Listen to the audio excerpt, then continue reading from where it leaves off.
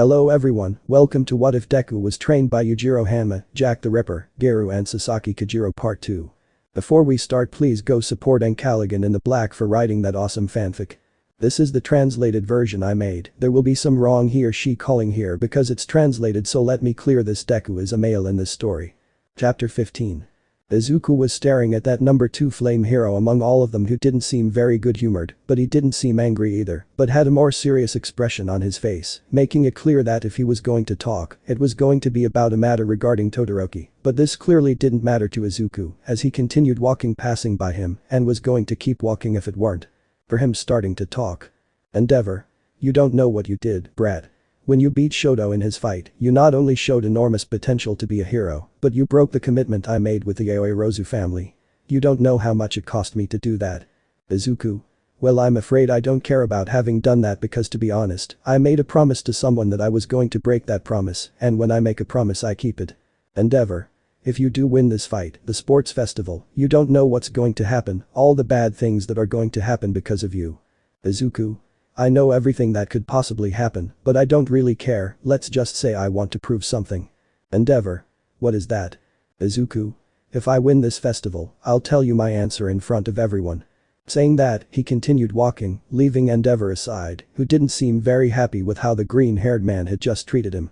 Endeavor. That damn quirkless is going to learn that it's not good for a quirkless to do things that true professionals do. Present might. I'm very excited, Aizawa. We are about to see the last fight. Aizawa. I'm not really surprised, it's something I saw coming. Present might. On the one hand, there is Izuku, the quirkless of the UA, the first quirkless to want to prove something in front of everyone. He said this while that red-haired man was making his presence felt at the place with a serious look while being calm. Present might. And on the other side is the last obstacle that stands between him and the goal, Bakugo, the last student standing with a quirk. Bakugo. You should have left a long time ago, Deku. You can't be in a place like this, and you know it well. Izuku. If I'm standing in front of you, it's because I'm proving otherwise. I'm already above this platform and I plan to win. Bakugo. That's only going to happen if I wasn't even your opponent. Izuku. That's quite interesting, but you know very well that I don't care anyway. I plan to win. Bakugo. Then let's see who wins at the end of this. Midnight. Begin. Saying that, the ash-haired man launched himself against Izuku, trying to hit him with an explosion that Izuku managed to dodge and responded with a kick to the stomach, causing him to spit out saliva, followed by a punch to the face, pushing him away, but Bakugo got up again to start throwing explosions at Izuku, trying to hit him, but when the smoke went away, he was no longer there. Bakugo. What? Where did he go? Izuku. You're looking for me, Bakugo. Hearing that, he turned around so that he barely managed to block a punch from Izuku that made him step back, followed by blocking a kick that was going to his face, so that he stared at Izuku, who only tried to hit him again, but couldn't continue, since Bakugo made an explosion hitting him squarely, so that he would move away, followed by extending his arms. Bakugo. Deku disappears. He said this to start making hundreds of explosions in front of Izuku, and when the smoke went away, you could see an Izuku with burns and wounds on his body who tried to hit Bakugo, but the ash-haired man took him by the arm to lift him up and slam him against the floor, followed by making more explosions against Izuku, who only walked away. Bakugo. I won't let you get away from me, damn Deku. He went against him to start hitting him in the face, causing him to start backing up, followed by putting one of his hands in front of his face to make a huge explosion, causing him to back up even more, only for him to receive more blows from Bakugo, who did not let him rest even for a single moment, causing him to have wounds all over his body, apart from the blood that was coming out, so that Bakugo hit him in the face, causing him to be on the verge of leaving the platform. Bakugo. Now Deku dies. By saying that, he ended up making a huge explosion that forced everyone to cover their eyes due to the enormous amount of light that was made, so that they could see how Izuku was off the platform, completely injured. Bakugo. You see, Deku, you were never going to beat me, no one was going to beat me, since it's impossible to beat me because I'm number 1.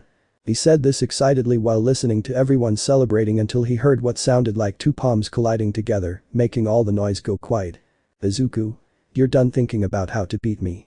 Hearing that, he looked everywhere as the platform was still intact apart from how he had no burns anywhere and Izuku was without any injuries behind him. Bakugo. But how is this possible? I hit you with my explosions, it's impossible that you survived that, you don't even have a wound. I won. Izuku. So that happened. Well, let me tell you that it's a little hypnosis trick. When you pushed me away with your explosion before I could hit you, I had to leave you in your mind. Bakugo. How? Izuku. Your mind was in charge of creating an illusion where winning was like fighting a child, you practically never fought the real one. Bakugo. You damn. He launched himself against Izuku, but the latter kicked him in the stomach, causing him to end up moving away, followed by a punch in the face, so that he would grab him by the arm, bringing him close enough to him so that he could hit him in the stomach, causing him to be sent flying off the platform while spitting blood with saliva. Izuku. This is for you to learn what happens when you fight the real thing without thinking. Midnight. The winner is Izuku from Class 1A. Everyone was surprised how a quirkless managed to win the sports festival. After a while everyone was watching how the medals were given out, with Izuku being in first place, Bakugo in second and Tokoyami in third. All Might was handing out the medals until he got to where Izuku was to give him the medal. Izuku. All Might, can I have a few words? All Might. Okay, here. They watched as Izuku took the microphone as he took a few steps in front of everyone with a serious look. Izuku. A few moments ago I told someone that I want to prove something and he asked me, but what is that? Or in a way he asked me, what do I want to prove? I noticed how he had all the attention of the people so he could continue talking. Izuku. What I wanted to show was that quirkless are not only simple ordinary people who don't know how to do anything right and only serve to take up space in this world as simple scum, but we are also people who can put ourselves on the same level as a person with a quirk. More than once they told me you can't be a hero without a quirk, but now I am here in front of all of you proving otherwise. I know some will not agree that a quirkless can do these things, but those same people I am going to show you that everything can be done, nothing is impossible, a quirkless can save people, and that they are not less precious. If a quirkless is listening to this and has a dream that the rest tell him is impossible, then don't listen to them, fulfill your dream. Present Might. I don't want to say anything else but young Izuku, what was the change he had during the fight against young Todoroki? Izuku. Half of me isn't very proud to say it, but the other half is, I'm a person who was forced to change half of his body into that of a real monster. Now this is my semi-monster form, but half of me is still quirkless. He said this to give the microphone back to All Might while he was walking towards the exit before the eyes of everyone who was only surprised by how that boy was thinking and acting. All Might. Well, this was the UA Sports Festival. Elsewhere with the League of Villains. Kurogiri. So all this time it was a quirkless who faced the Nomu and was able to defeat it. Tamura. It's pretty weird but at the same time it's stupid to see how a quirkless did all this and not only that, but he can become a monster. All for one. Very interesting, I would like to meet this guy one of these days and in person. The next day Izuku was resting at home being calm, but he got up to walk to his kitchen, starting to smell like there was something cooking. Izuku. What is that? I don't remember leaving anything in the kitchen.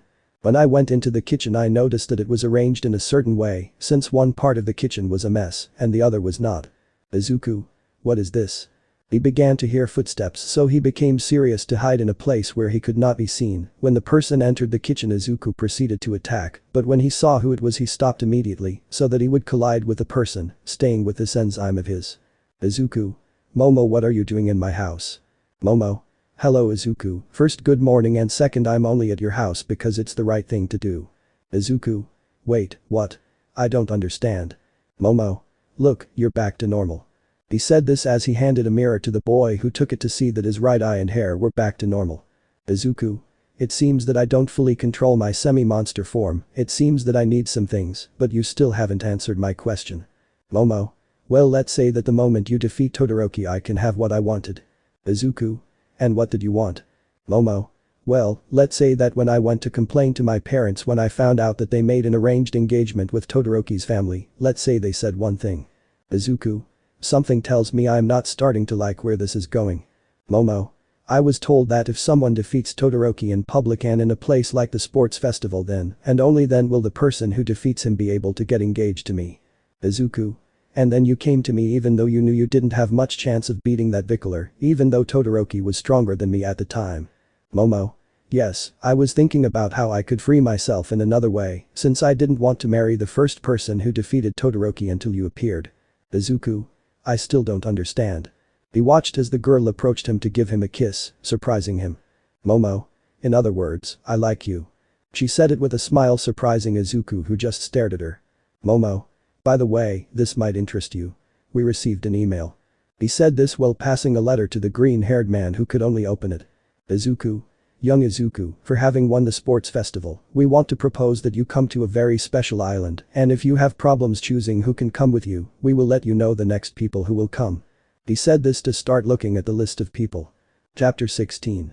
On a plane that was heading to an island was Izumi, who was looking out the window thinking about her brother and how she could find him again because she didn't know how she could see him because of not knowing where his house was, but at one point she heard someone sit in front of her, although she didn't pay much attention to who it was. All might. Let me guess, at least this once, you're thinking about your brother, aren't you? Izumi. I don't know how I can see him again, I don't know where he lives, and I would like to talk to him again since my mother wanted to see him more than I thought since the sports festival. All might. I understand you, but try to prove it with something like telling him that you are the ninth bearer of One for All. Izumi.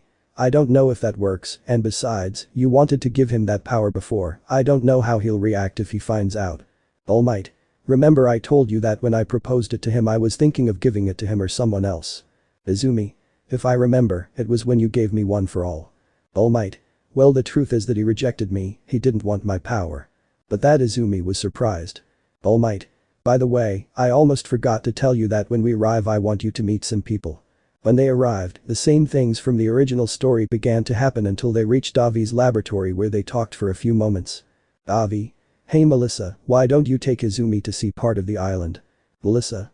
If that's what I'm going to do, come Izumi, you have to see these things, you're going to like them. He said this as he took the blonde with him and began to look around the island, being surprised by the things they managed to find until they reached a part where they were calm. Uraraka. Hi Izumi, I haven't seen you since the festival. Izumi. Uraraka, what are you doing here? Jiro. Well, it turns out that Momo was invited to the island and since she could bring some people, we chose in a way with some bets and we ended up coming. Izumi. It's good to see you again. How has it been since the sports festival? Melissa. These are the girls from the sports festival, you all did well. Momo. Well, thanks for that. Melissa. Hey, I heard there's a quirkless at your school. I'm interested in meeting him. If one of these days you can introduce me to him. Momo. About that, if I remember correctly, he was invited to this island just like us. Izumi. Really? Momo. Yes, since he came first in the sports festival they invited him. Melissa. There's one thing I want to show you guys. They went to a part where they saw how there was a sound with rocks, but they saw on the screen that showed Kirishima. Jiro. That's Kirishima. Melissa. So you know him? Uraraka. Yes, he is a classmate from our school. Izumi. Hey Kirishima, up here. Kirishima. Hello girls. The red-haired man went to where the girls were and was with them. Jiro. And what are you doing in this place? Kirishima. Well, Izuku invited me because I'm his friend and Bakugo because he made it to the finals. And that they saw the ash-haired man in the place, followed by the vicar of Todoroki, who had a cold look as always, but at one moment they heard a child. Child. My balloon. They saw how a red balloon began to move away until some strings were tied to it so that it would come down and a certain green-haired boy would give the balloon to the boy. Izuku. Here you go. Child. Thank you. Momo. Hey Izuku, over here. They saw the green-haired man who had his hero suit, although he had a difference, which was that now he had a black shirt stuck to his body instead of just the bandages. Izuku. Hello girls. Jiro. Looks like you put something new on your suit. Izuku. Let's say it's a fabric that works as protection against collisions with anything, it's harder than it looks. Melissa. So you're that quirkless who could have become a hero in some way. Izuku. Yes. Melissa. When I heard that you used swords during fights, you gave me inspiration to create some inventions that you might like. Izuku. Thanks for saying that, but I think I can handle myself fine with the ones I have now.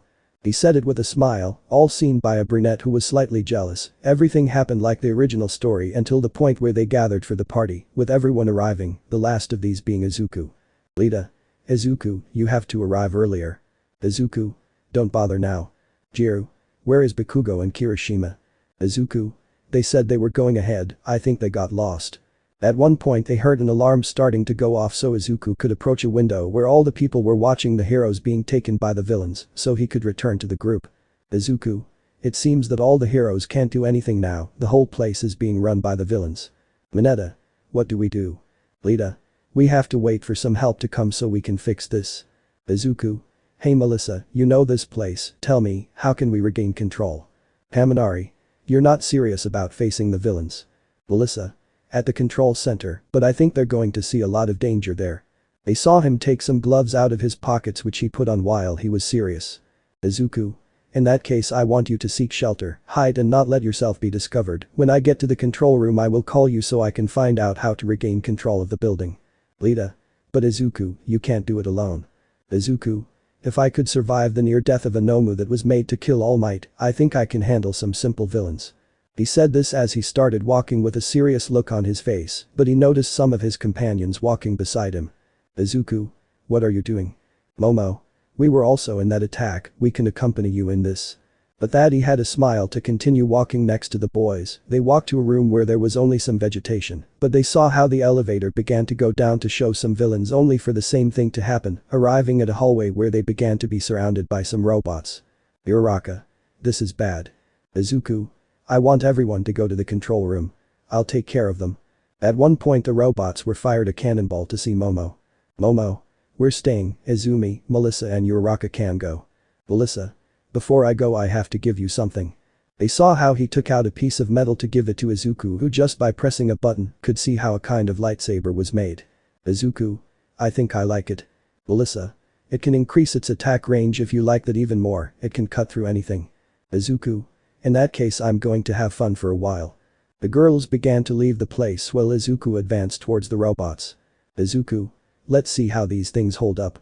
He said this to launch himself against them, beginning to destroy them without any mercy before the eyes of his companions, who only continued with the attack towards the machines until little by little they began to run out and Izuku simply began to be surrounded by the robots, causing him to begin to retreat. Izuku. This is getting worse, how much longer can they continue? Lie. I can't go on anymore, I'm out of spheres. Haminari. Me neither. Momo. I can't create more things. Izuku. Then it's good that you did this. They saw how he squeezed his hand causing all the robots to be destroyed by metal threads. Izuku. More than tough. Jiru. You could have done that a while ago and you didn't. Izuku. I actually managed to do it now, but well we have to continue, I don't think this is over. Everyone ran to see how All Might began to be taken by some cables, causing him to be unable to move before one of those pieces of metal hit him. The blonde saw how he was split in half because of Izuku with his new sword that Melissa gave him. All Might. Young Izuku. Izuku. Hey old man, I understand that in part of this fight you are worried about us, but stay calm, I will take care of them, you take care of finishing off that guy. All Might. Young Izuku, young Bakugo, they all trust me. The green-haired man cut the cables so that the blonde could begin to go against the villain before the eyes of Izuku, who had a smile to make sure that his companions did not get hurt. Izuku. Hey Momo, take care of covering them, I need them to get to safety, I have to help old All Might. Saying that, everyone began to cover themselves while Izuku ran to destroy all the pieces of metal that appeared in front of him, and sometimes seeing how some cables were going towards All Might, but he managed to cut them in time until he noticed how they took the blonde having him in the middle of the place. Izuku. Great, that old man needs more help now. Before he could go help he saw a piece of metal stick out in front of him, causing him to stop. Villain. It seems that between all these kids you are giving me real problems. Izuku. What can I say? Sometimes I manage to make some idiots like the ones in your place angry easily. Villain. Then let's try this. He said this as some pieces of metal went towards the green-haired man who began to cut them, doing his best to keep them at bay, but there were more and more to the point that he ended up crushing them in front of everyone's eyes, while others simply went against All Might. Hiroshima. Izu needs our help. Melissa. We can't do anything now. At one point they saw how Izumi went to where All Might was to free him. Haminari. Well now we need to free Izuku and that's it, that guy is lost. Momo. I don't think it's necessary. Haminari. Why do you say that? Momo. When he gets angry, good things don't happen, and I think he's angry. At one point they saw how where the green-haired man was cut by the sword that Melissa gave him, so that a semi-monster Izuku came out, who stared at the villain who attacked them. Izuku. Now I can say that I am furious. All Might. Come on young Izumi, young Izuku, let's end this. They began to run towards the villain who was trying to drive them away, but while Izumi and All Might were running without problems, in front of them was Izuku using the sword, cutting everything in his path, as if it were not a problem for him, who only advanced more and more until they saw how he made a kind of giant cube before everyone's eyes. Izumi. That's going to be a big problem. Izuku. You guys go ahead, I'll take care of that. He said this as he took a giant leap towards the metal bucket in front of everyone's eyes. Izuku. Mill current smashes rocks, cuts iron. After finishing the sentence he attacked the huge cube, a large part of which ended up being destroyed, causing the pieces to begin to fall, but before they hit the ground, the red-haired man used his sword to make it stretch further to begin to cut all those pieces at great speed, while Izumi and All Might struck, finishing off the villain and freeing Davi so that everything could begin to return to normal. Haminari. I was expecting a quiet trip and ended up in a place where there are only more villains. Mineta. I want a break. Jiru. Well, I think they will get it now. Izuku. Although this place owes us a dance now and I'm not leaving without having one first. Momo. You can rest easy because you're going to get that. He said this as he began to hug the green-haired boy who had returned to normal. All Might. I think that among all your inventions this was the most destructive. Avi. I know, I thought that when you left everything would be lost, but now I can see that it isn't. He said this as he looked at Izumi who was talking to Melissa and Izuku who was with the rest of the group. Chapter 17. At UA all the students were entering classes to see what they were going to do after the sports festival, although the looks towards Izuku increased first because he had shown things that no other quirkless could ever have shown in the past, and second, when he arrived on the motorcycle, as always he was accompanied by Momo, who had a smile as if it were something usual. Now they were in class being calm, although Izuku was closer to Momo because of this. Jiru. Well, since everything happened with the sports festival it seems that you are very attached to Izuku. Momo. There are some things that happened that don't need to be said for the moment. They saw how Aizawa entered with his usual look to stand in front of everyone. Aizawa. Well students, as you know, everything about the sports festival was watched by everyone, but despite all that, it served so that some parts of the heroes could see them. Now there will be some internships that they will go to. There they saw a board with their names, each with a different number. Mina. Professor, why don't we all have the same internship number? Aizawa. That's because different heroes saw them and chose them. Kirishima. Izuku bro, it seems like you have a lot. Izuku. Yes, but I have to choose well, although I think I already know which one to take. He said this while looking at an internship he chose. Aizawa. Tomorrow they will have their internships, good luck with whoever they get. But that he rang the bell for them to start leaving, although Izuku noticed something to approach Lita. Izuku. Hey Lita, I want to talk to you right now. Lita. Yes, what's wrong? Izuku. I was able to find out about your brother. Lita. That's it, I'm fine, you don't have to worry. I'm emotionally affected, but I can feel better. Izuku.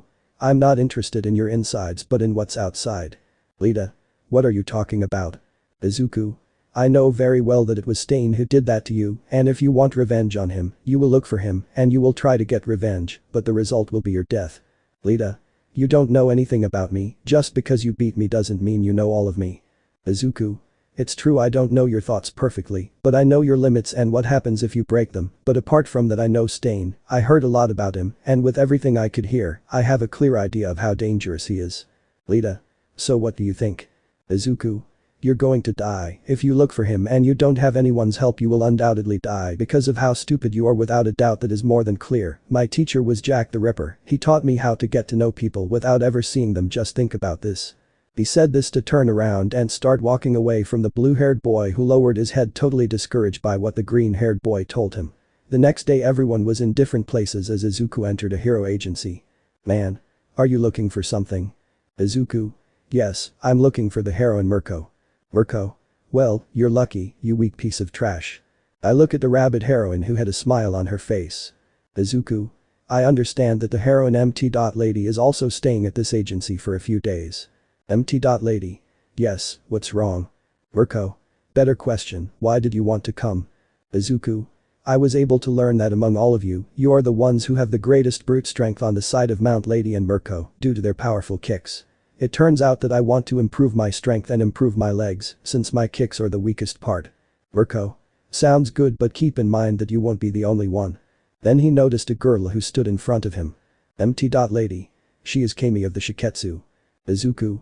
Nice to meet you, my name is. Kami. Your name is Izuku Kojiro, someone quite strong for a quirkless. I was surprised by how you fought against that pickler. For a moment when those two ice pillars collided with each other, I thought for a moment that you died. Izuku. They told me that a lot during all this time, but well as you see I'm still alive. Mirko. Yes, whatever, come here because we want to know everything about you. Kami. But they know about my quirk. Mirko. In fact, this agency wanted you in because of MT. Lady. MT. Lady. Well, I would like to have someone to pass on my knowledge and other things to at least someone. Kami. Well, my quirk lets me create illusions, although I have to do it through fog. Mirko. It could be quite useful, I think I can keep that. What about you, Brad? Izuku. Well, I have experience in martial arts, I was able to learn about sword handling, how to deceive people by taking them by surprise, apart from my semi-monster form, although I can't control it much. Mirko. The swords, monsters and martial arts are useful, but I don't think so about cheating. Izuku. Really? So you want to test me a little, right? Mirko. Is it a challenge? Izuku. If you want. Mirko. Then come here, brat, and I'll show you what a professional like me can do, who spends her time breaking the bones of every person who comes before me. They walked to a training ground where Izuku stood in front of Mirko. Izuku. Then I have to show you my skills one way or another. Mirko. If you beat me just once then I'm going to try out that sword thing you have, I want to see it. Izuku. Sounds good to me, let's try that then. He said this as he stood with his arms crossed in front of Mirko, who was smiling. Mirko. Here I go. He launched himself at Izuku to finish him off with a single kick, but at one point he noticed a kind of thread in front of him, so he lowered his head, dodging it. Mirko. Thread. When did you put it? Izuku. I hope you like this, I put it in a random way, but well I guess it will be of some use. Mirko. Then let's try these tricks. He launched himself against him again, dodging every thread he noticed in his path, starting to get close to the green-haired man, but had to move away when he saw how he threw some knives that began to collide with the threads, and in the process, made Mirko begin to dodge them, avoiding the cuts of these, seeing how they went through each part until he began to kick the knives, making them unable to continue colliding with the threads, causing them to remain on the floor. Lady. It seems that Mirko has already stopped all his knives, this fight is over. Amy. I still don't understand why he's still calm, he must be upset for this. Mirko. What do you think? You don't have any knives anymore. Izuku. That's bad, I really don't know what to do now, but well there's only one way to end this, you see. The woman launched herself at Izuku to finish him off, but she noticed how a sideways smile began to form, making him notice that she had one more trick up her sleeve, so she jumped away from the green-haired man being noticed by everyone. Mirko. I don't know what you're planning, but it seems like it's not going to help. Izuku. Well, that's a shame. In that she saw how he clenched his fists, causing Mirko to remain still because of the threads that took her from all parts of her body. Mirko. How? I don't understand. Izuku. I think you didn't see it coming, you better give up already Mirko, you can't keep fighting, and this is the deception. Mirko. What are you talking about? Izuku. I said that I never put the threads without seeing, I put them strategically to have control everywhere, the knives were not an attack, but it was to make you confident to stop them, and when you walked away it was because I made you think that I had something else kept close, but the truth is no, that was the perfect opportunity to defeat me. Mirko. So this was all a hoax. Izuku. I'm afraid so, it's a shame, right? Hawks. If you don't mind, I'd like to test the edge of your swords, boy. In that they saw the winged professional who had a serious look for Izuku to undo the threads. Izuku. I don't think you really want to test the edge of my swords, I'm more dangerous than I seem. Hawks. It's just going to be a friendly fight, nothing more than that. Izuku. If you insist so much then I have to give you what you ask for. They saw how he pulled out his swords, revealing the entire edge. Amy. I never thought a simple quirkless would be able to do something like this. Lady. It's not that simple from what it looks like, what's dangerous about it is also good because of its body. Amy. I think it's illegal for an older woman to try to take someone much younger than her. Lady. You can't deny that she has a good body to try and bet either. Amy. I can't deny it. Hawks. Boy, I'm going to use my feathers if you don't have any problems with that. Izuku. I have no problem, let's begin. Saying that, Hawks launched himself against him trying to harm him with his feathers, but Izuku using his katana, began to block all the feather attacks, as if it were nothing while he stared at him to have a slight smile on his face at Hawks, who was only trying to do something from afar, but when he noticed that he was not achieving anything, he only made his feathers begin to form a kind of swords. The throw against Izuku to have a clash of swords with the green-haired man. Hawks. Well now we're on equal ground, we'll see who handles this better. Izuku. I think there is a small issue, and that is that we are not on the same ground, we are on my ground not yours. He said this to start clashing swords with Hawks who was only going at high speed. Lady. They look evenly matched. Amy. So Hawks has a chance to win, right? Mirko. Now you're going to learn something very important, look at the fight, Hawks is trying hard to face him, but that kid is calm. They saw that he was telling the truth, so that Izuku at one point stopped a cut that was going to his stomach and another to his chest, surprising Hawks with how he was able to block it as if it were nothing. Izuku. Hey Hawks, I don't know about you, but I have to tell you something, I could see that a while ago. The professional tried to make another move as quickly as possible, but saw how Izuku stopped again using the katana. Izuku. I was also able to see this a while ago. They began to exchange cuts, causing everyone to see in surprise how it was that between the two of them they were attacking on Hawk's side, and on Izuku's side, he was blocking, although they noticed how that blonde began to back away from the green-haired man who remained calm, as if it were nothing before him, until they saw how at one moment they stopped when they saw how a katana was near Hawk's neck and the other on his chest by his heart. Izuku. I win. Hawks. How is this possible? You said you saw my movements a while ago. Izuku. Well, I can tell you something, my teacher taught me a very difficult skill to have, almost impossible to do, it's called perfect imprint, it lets me have a replica of you with all your movements in my mind, I could see each movement, and I knew how to prevent it, you're a little faster than me, but I could still see your movements. Hawks. Almost like seeing the future. Izuku. Something like that. Mirko. Well, I see that I can't just let you go and not underestimate you either. Lady. It's true that you show more than it seems. Amy. Hey, if you're interested, we could go out for a drink one of these days if you're interested. Izuku. It would be an honor to accept that, but I'm sorry to tell you that I have a girlfriend and I can't, I'm sorry. Amy. I see. Hawks. If they let me I have to go, there is work to do. He said this to start walking away, and each one took a different path. Lady. Hey Kami, I noticed your low spirits because of what Izuku told you.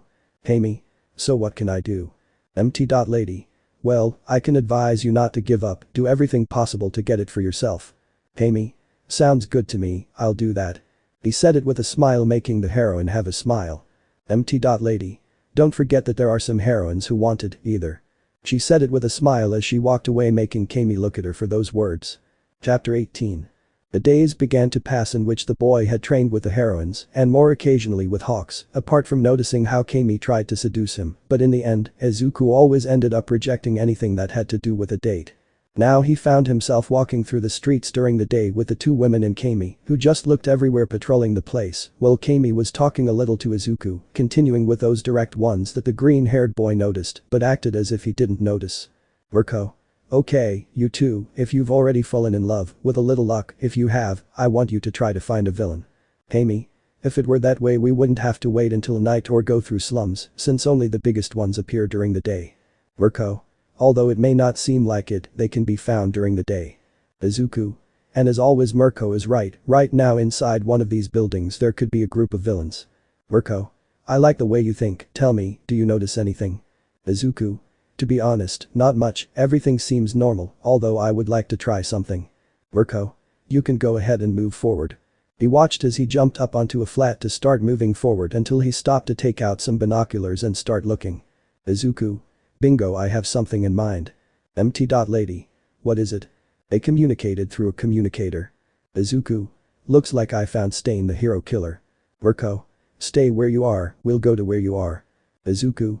There's a problem moving. Mirko. Then try to intercept it and buy time for when we arrive. Izuku. Okay. The green-haired boy began to run, jumping between the roofs, while Stain was calm until he saw a green-haired boy in front of him. Izuku. Look who I ran into, Stain the hero killer. Stain. Wow, you're that famous quirkless that everyone's talking about, word is there's a catch for you. Izuku. Really? The villains love me, that's so cute, but out of pity I can't accept their proposal, I'm sorry. Stain. Tell me, how long until your companions arrive? Izuku. Let's say it's a few minutes away. The entire conversation was heard through the communicators. Mirko. Izuku, keep going like that, keep talking to him until we arrive. Izuku. I think that no matter how much you want to talk, you won't want to accept anything or you leave as if nothing happened, right? Stain. You seem to know how other people think. Izuku. Before you go I would like to do one thing. Stain. What is it? Izuku. You see, from now on until this is over, I'm not working as a hero, but as a normal person, a simple civilian who wants a sword duel with you, nothing more than that. He said this as he took out his katana in front of Stain, who only had a smile. Stain. You say you're not going to be a hero while fighting me? I don't understand that. Izuku. You see, more than once I heard about why you do this, you are an anti-hero, and I completely understand you Stain, believe me, I understand you. Stain. Tell me, brat, what is a hero? Izuku. He is the one who risks his life for other people, no matter what happens or receiving something in return, he does not care about anything other than the well-being of people, and makes sure they stay safe by being by his side no matter what, that is why I have the same thought as you, a large part of today's heroes only work for money, fame and women, but I want to change that. Stain. It seems you understand me perfectly, brat. Izuku. I would like to ask you a simple question. Stain. What is it? Izuku. A building is on fire, on one side there are children and on the other there are babies, do you have time to save only one? Who would you save? That question surprised Stain, who was just looking at him. Izuku. To be honest, I would save both of them. Stain. But you said I can only accept one. Izuku. If you choose one you save him and yourself too, but I choose both because I wouldn't be saved, but I don't care either. Stain. I like you, brat, I want to have this fight with you. He said this as he took out his katana just like Izuku. Stain lunged at the green-haired man trying to cut him, but Izuku blocked him, and with a spin, he tried to connect the katana cut on Stain, which he barely managed to dodge. He stopped with a smile and began to throw knives at Izuku, who only blocked them, so that he barely managed to block a cut from Stain, who had a smile to try to connect a kick on Izuku, but Izuku dodged it to look at Stain steadily. Stain. It's been a while since anyone has fought me like this. Izuku. Me neither, but I want to make it a little more exciting, let's see if you survive this. He said this to launch himself against Stain, trying to give him a cut from above, but the man managed to dodge it. Stain. Idiot, now I have the victory. He was about to attack Izuku, but he didn't notice that the sword hadn't touched the ground, so with a quick movement, the green-haired man managed to lift his sword, making a shallow cut on Stain's chest, who moved away. Stain. You're stronger than I thought. Izuku. Thanks for that. At one point, some Nomas came out of a portal, and some of them took Stain through the portal, while others prevented Izuku from going after Stain, who showed no desire to go. Izuku. Damn it, get out of my way. At one point he noticed how one of the Nomas began to move away, so that he could see how it entered a train that was next to the building where it was to break the front part, making it unable to stop, while the train tracks ended up being destroyed by another Nomu. Izuku. This is bad. The Nomas left so the heroines could arrive. Urko. Why didn't you stop them from taking Stain? Izuku. We have bigger problems, look. They saw how the train was now in danger up ahead. Amy. What do we do? Lady. I'll stop him. Izuku. Wait, at that speed if you stop it immediately, you're going to cause a lot of injuries and possible deaths. Mount. Lady. So? Izuku. I have an idea, but I need you to throw it at me. The woman obeyed to throw it, making it reach the middle of the road where the train was supposed to crash. Izuku. This is going to hurt. He began to make all his threads start coming out of his gloves and began to tie themselves to different parts on other buildings, light poles and other things where he could hold on. Urko. Now what do we do? Izuku. Tell the people to hold on to something and do their best to get to the back of the train. They listened to what the green-haired man said, only noticing how they were getting closer and closer to the train. Izuku. I won't be able to get all the threads out in time, but I'll be able to tie them to something. He made a kind of mask come out of his suit that ended up covering his face completely. Izuku. Let's start with the pain. When the train arrived it directly collided with the green-haired man, and from afar the heroines looked surprised at this, but did not stop their step. Izuku only had to endure that enormous vehicle that only carried him backwards, but the threads barely managed to stretch a little more. Izuku in one way or another managed to turn around, turning his back to the train, so that just in time his mask came off while it itself endured that pressure that was presented to the point that part of his black shirt began to tear, causing it to break from the pressure. Izuku. Damn, I'm not going to make him stop in time. The boy could only make more threads come out that were tied to more things, so that he could stop the train, since the others were breaking, or simply where they were tied, they came out taking a piece of wall or the light pole with them. Because of all the pressure that Izuku was putting on his body caused the front part of the train, where he was to end up breaking the dented metal, while the windows ended up breaking. Izuku. AAA. It was getting closer and closer to the broken end, while there were some people walking away from the place, and the train started to go slower and slower than before. Urko. That brat is doing it. Amy. He's stopping him, that's great. Lady. But we still have to get there, I don't know how much he can take it. In other places this was being watched on TV. Gran Torino. Hey girl, you have to see this, maybe you'll be interested. Izumi walked over to watch in surprise as Izuku was using her body like that. Izumi. What are you doing, bro? Gran Torino. So you know him, interesting. In another part where Momo and Kendo were with a heroine serving as her employees, they noticed that on one side of the TV, Izuku's action was taking place. Kendo. Hey Momo, look at this quickly. Momo. What's wrong?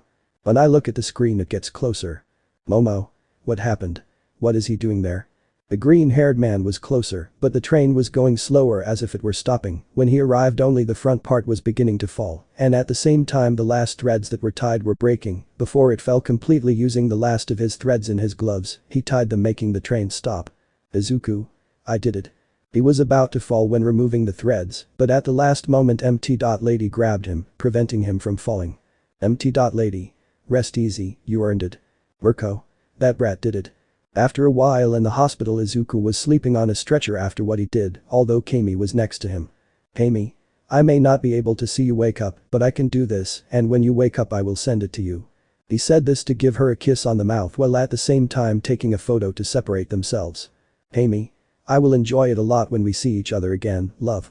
Before she left, she saw Momo at the door with a serious look, just like Kendo, who didn't seem very happy about what that girl had just done. Kendo. What did you dare to do? Kami. Nothing, I'm just trying to claim something for myself, and I know he'll like this. Momo. Don't you know he has a girlfriend? That surprised Kendo, but he put it aside for the moment. Kami. Yes, I know, but sooner or later he will be mine. Momo. Well, I have bad news for you. I'm the bride and I won't let that happen. Kami. I'd like to see that. Momo. Well, you're going to see it since I'm his future wife. I can't let something like this happen. At one point Uraraka came through the door, looking noticeably worried. Uraraka. What happened? How is Izuku? Kendo. He doesn't ask his girlfriend. Uraraka. Wait, does Izuku have a girlfriend? Momo. In fact, future wife, I am his fiancé, and as soon as he finishes UA, I will be his wife for a long time. Kendo. And since when did you decide that? Momo. Well, I was in an arranged engagement with Todoroki, which I didn't want at all. When I met Izuku, I fell in love with him and asked him to defeat Todoroki so that he would become my future husband. Uraraka. Wait, I'm just finding out about this, and I think you're asking too much. Kendo. It's true, Izuku has to be with me because we have a lot in common. Uraraka. Don't bring your martial arts into this. Kami. I think they forgot who the one who kissed Izuku is. By saying that they were fighting even more, but the doctors, in order to take care of their most precious patient because of the respect they had for that green-haired man, had to get the girls out of the room, although they had many problems with that. Chapter 19. Time passed since Izuku began to recover from having stopped that train using his own body in order to save people. Now he was back in the UA classes, although now he was feeling better than before, as he entered some were looking at him too much until he noticed how a certain brunette ended up approaching him. Momo. You're fine again, that's pretty good from what I can see. Izuku. If I don't understand why it would be wrong apart from the looks everyone has on me. Momo. About that I can tell you a little detail. It turns out that everyone knows how you stopped that train, and since then they started looking at you more than before. Izuku. So that was it, I guess it's good. Momo. We better go to class, we have to get there with a rest. When they arrived, the class only looked at the young man, getting nervous until they heard Izawa begin to approach, who only had a bored look. Izawa. I have to ask everyone to accompany me, we are going to have a test. Hiroshima. But we just got back from internship. Izawa. I don't care about this test, it's more important. In this way they had to change so that they ended up in front of the testing sites, even though they saw how the teachers were present. Uraraka. What are we going to do? Nezu. It's good that you asked that because we'll have to explain it right now. It's going to be a student versus teacher fight. Izawa. Groups of 2 students will be formed that will fight against a teacher. The rules are simple, there is a time limit. If they manage to arrest the teacher or just manage to pass through the exit without problems, then they win, but if not, if time runs out before then they lose. All Might. The groups will be random. But that everyone nodded, only for it to end like the original story, being that Bakugo only looked at Izuku to approach him. Izawa. Well, as a demonstration it will be Todoroki and Momo's group to start. That's how they were going to leave if it weren't for Izuku standing next to the Vi color. Izuku. You better not do anything miserable to him or you'll know what my true strength is. Todoroki. Please, you're just a useless bastard. Izuku. You say that because you don't know me, but now you control that form that defeated you. He said this as he passed by him, making him afraid of that. The fights past, leaving as the last one the one between All Might and Bakugo and Izuku, who were beginning to enter the fight. Bakugo. Hey Deku, I'm having trouble facing All Might, I need your help. Izuku. Fence, malevolent cockroach got sentimental on us. Bakugo. Don't give me references now. Izuku. Well, I have a plan to start, I guess we can do something. He said this as he began to walk alongside the young man until at one point they saw All Might arrive in front of him with that same smile, just to see the two boys who got into a combat stance ready for battle. All Might. It seems like they're hoping to fight me, I guess they have a plan for that. Izuku. Why don't you come and check it out? All Might. That's what I'm going to do. He launched himself against the two only to be stopped by some threads that were attached to the buildings, preventing the man from advancing, making things worse. Izuku. Looks like you're in trouble now. All Might. But what is supposed to happen? Izuku. You didn't think about why we weren't further away with the speed of our walk, and it's simple, I was just setting a little trap. At one point Bakugo began to launch his explosions at the man, only for him to end up receiving everything full only for the two to jump on top of him starting to run, and when All Might wanted to follow them, he began to feel how they tightened the threads keeping him trapped, only so that the two could escape. Haminari. Their plan worked, they actually managed to catch All Might. Mina. If it was a test of being able to catch people then they would definitely win. Izawa. Yes, but that's not enough to stop All Might. At one point while they were running they began to hear how the buildings began to be destroyed as they began to fall, and All Might was the one who was breaking free. Izuku. This is bad. Bakugo. Do you have a plan B? Izuku. If I can withstand some of his hits, I need you to get through the exit. I'll take care of him in the meantime. Bakugo. Okay, but first I'll leave you something. He said this while leaving one of his grenades for the young man to keep only, at one point he managed to see how All Might began to approach, so he went into semi-monster form, while he began to take out his swords, waiting to have the expected clash with the blonde.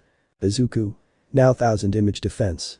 But that, as soon as they collided, the young man began to block All Might's blows, who only tried to hit him or just move forward, when it was impossible against the young man, who kept him at bay, preventing him from having a free passage as much as possible, since the young man simply avoided, as much as possible, preventing him from moving forward.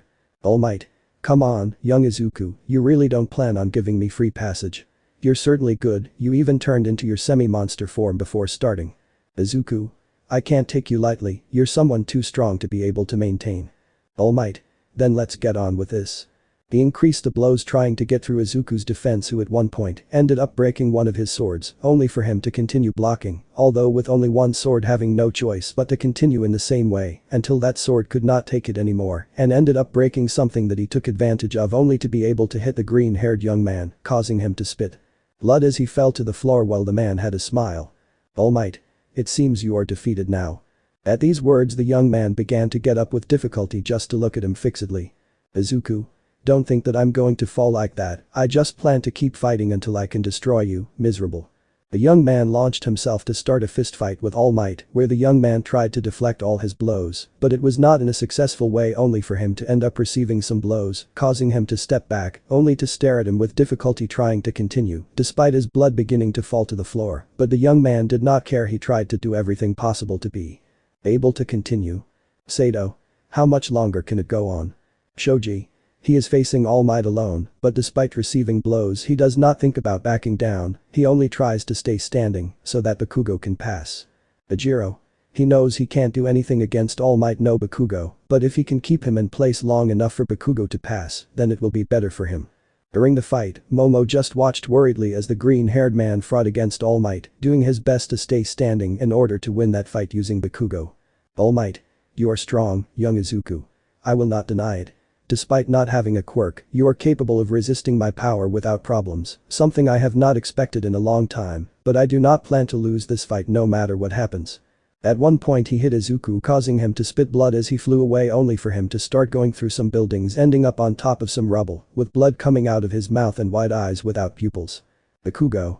Damn, he couldn't keep it up any longer, I have to do something like increase the speed. He said this as he tried to use his explosions while Izuku in his mind was in front of Garou, who had a serious look. Izuku. It seems that I didn't use the power of a monster well. Garou. In fact you are using it well, you only do one more thing, you keep your humanity. Izuku. Excuse me? Garou. Exactly, you don't want to lose all your humanity, but if you use what is necessary like being a complete monster, then you will be able to beat him. Now just try to win. He said this as he began to leave the young man's mind. He was running with Bakugo, while All Might was on top of him. All Might. Excuse me young Bakugo, but I need to defeat you. The man was about to attack, but at one point he ended up receiving a blow that sent him through a wall, just so the boy could see Izuku, but he didn't show himself as he was more of a monster. Hiroshima. That can't be Izuku, he looks totally different. Haminari. He's scarier now than before. Sato. How much power must he have now? In combat the young man only stared at All Might, who only stared. All Might. So I completely abandoned my humanity, then I must stop you. In this way he launched himself against Izuku in order to finish him off, but in the same way he dodged his blow by crouching down to make a complete turn, followed by placing the grenade, removing the safety catch, without knowing that it was where his wound was, causing him to hit him full force, causing him to fall to his knees in front of him, followed by receiving a kick. Bakugo. It seems that this is simply simple, now I just have to go through while Izuku takes care of fighting him. In the fight, All Might began to get up to receive a kick from Izuku, causing him to move away further, only for him to launch himself once more only to bump fists with Izuku, who only tried to use a little more force, only to have another fist bump with the man, only for them to continue that way, being equal in the fist bumps before the eyes of everyone who was surprised by such a thing. All Might. This young man attacked me on my wound, now I can't fight as much, I have less time left, and if I don't use it well they will discover me. Those thoughts were what went through his mind while he fought against Izuku, who only had one thing in mind, to win the fight no matter what happened, no matter how he was going to do it, he thought he would win. Everyone watched as the two of them fought, breaking part of the floor. Hiroshima. Impressive, I never thought I'd see something like this, it's really impressive that he can maintain a fight like this. Sato. Yes, but someone must be able to win. Izawa. Look better at the fight, Izuku is not maintaining that form all the time, it is noticeable that it is new even for him, if time continues to pass he will possibly lose that form, but if Bakugo manages to pass then he will win, this is not a fight of endurance, it is a fight of limited time. He said this as Izuku began to feel how he could lose that form, causing him to scream just to land a blow against All Might, causing the two of them to move away, just so he could push himself against the wall of a building, breaking it just to be able to hit him, but as he did so, a cloud of dust was created, and as it left, All Might was there, stopping Izuku's blow. Albeit with a little difficulty. All Might. You're strong, but you still have a long way to go to catch up with me. Before he could hit him they heard Bakugo pass by giving victory to the students, making him let go of Izuku who just remained standing. Nezu. Students Izuku and Bakugo passed, they passed the test. With that, part of Izuku's body began to crack like a shell until it broke only to end up falling to the floor unconscious in front of everyone's eyes. Chapter 20. In the UA hospital, a certain young man with green hair began to wake up, only to feel a little better than before, as he began to get up little by little, sitting up in his bed, well he began to have a certain headache at such a thing, well he began to feel a strong headache. Izuku. What happened to me? I don't remember anything and my head really hurts. Wreck over girl. It's good to know that you're already awake. For a moment I thought you weren't going to be able to do it. Izuku. What are you talking about? Wreck over girl. I'm talking about how in your fight against All Might you used again that monster form that you used against Todoroki, but in a greater way, now you showed yourself as a true monster. Izuku.